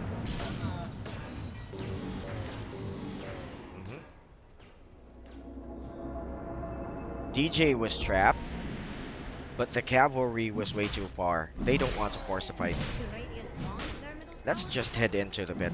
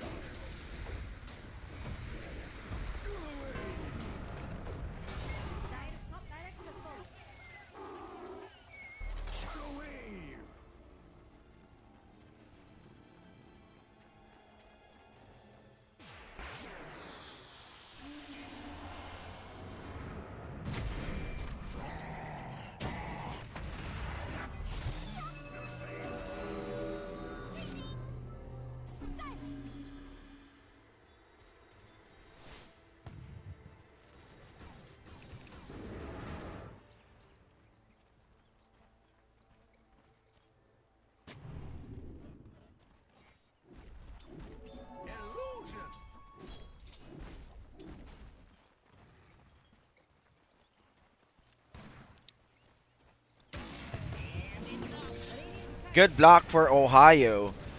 I was muted. I forgot. Control with the unstable concoction. Mecha Mushi manages to survive, but the Radiant Burn was way too far. And Xiao Yu again, possible kill. Buyback is available for Mushi and the Mars. They still have the AOB, but I don't think that they would go for a buyback since they still have the Chi-Chu. Radiant's getting friendly with Dire's bottom tower. Radiant is scanning friendly. T2, kill to push. They can force the bottom T3. Dire's bottom tower is under attack. As you can see right there, Alchemist on steroids. They are just hurting.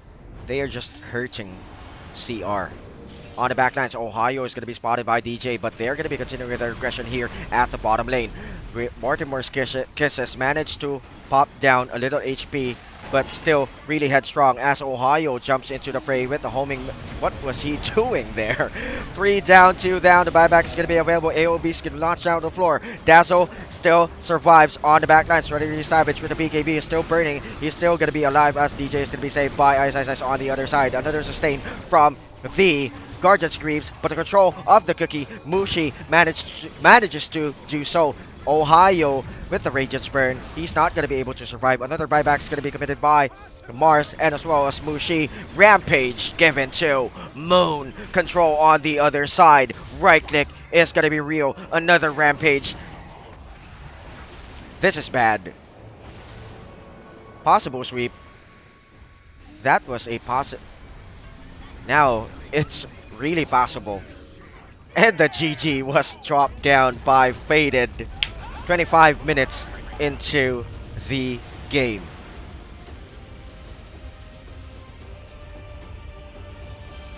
They were outwitted game number 2. So that was way too bad for CR.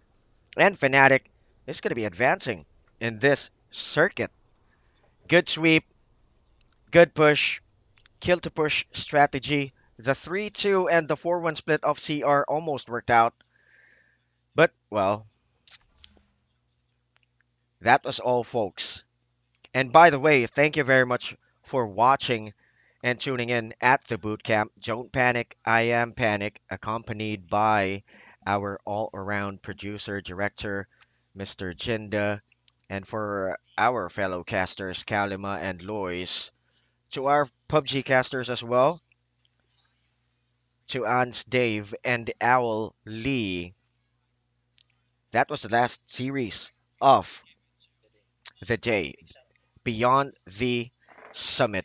Quick shoutouts to Carl, to Benksky, to our moderator, the Rio Jubes, Sheen, and to all the viewers who's watching. A simple message just to leave you guys. We may walk different grounds, but we all live under one sky. So thank you very much. Don't panic.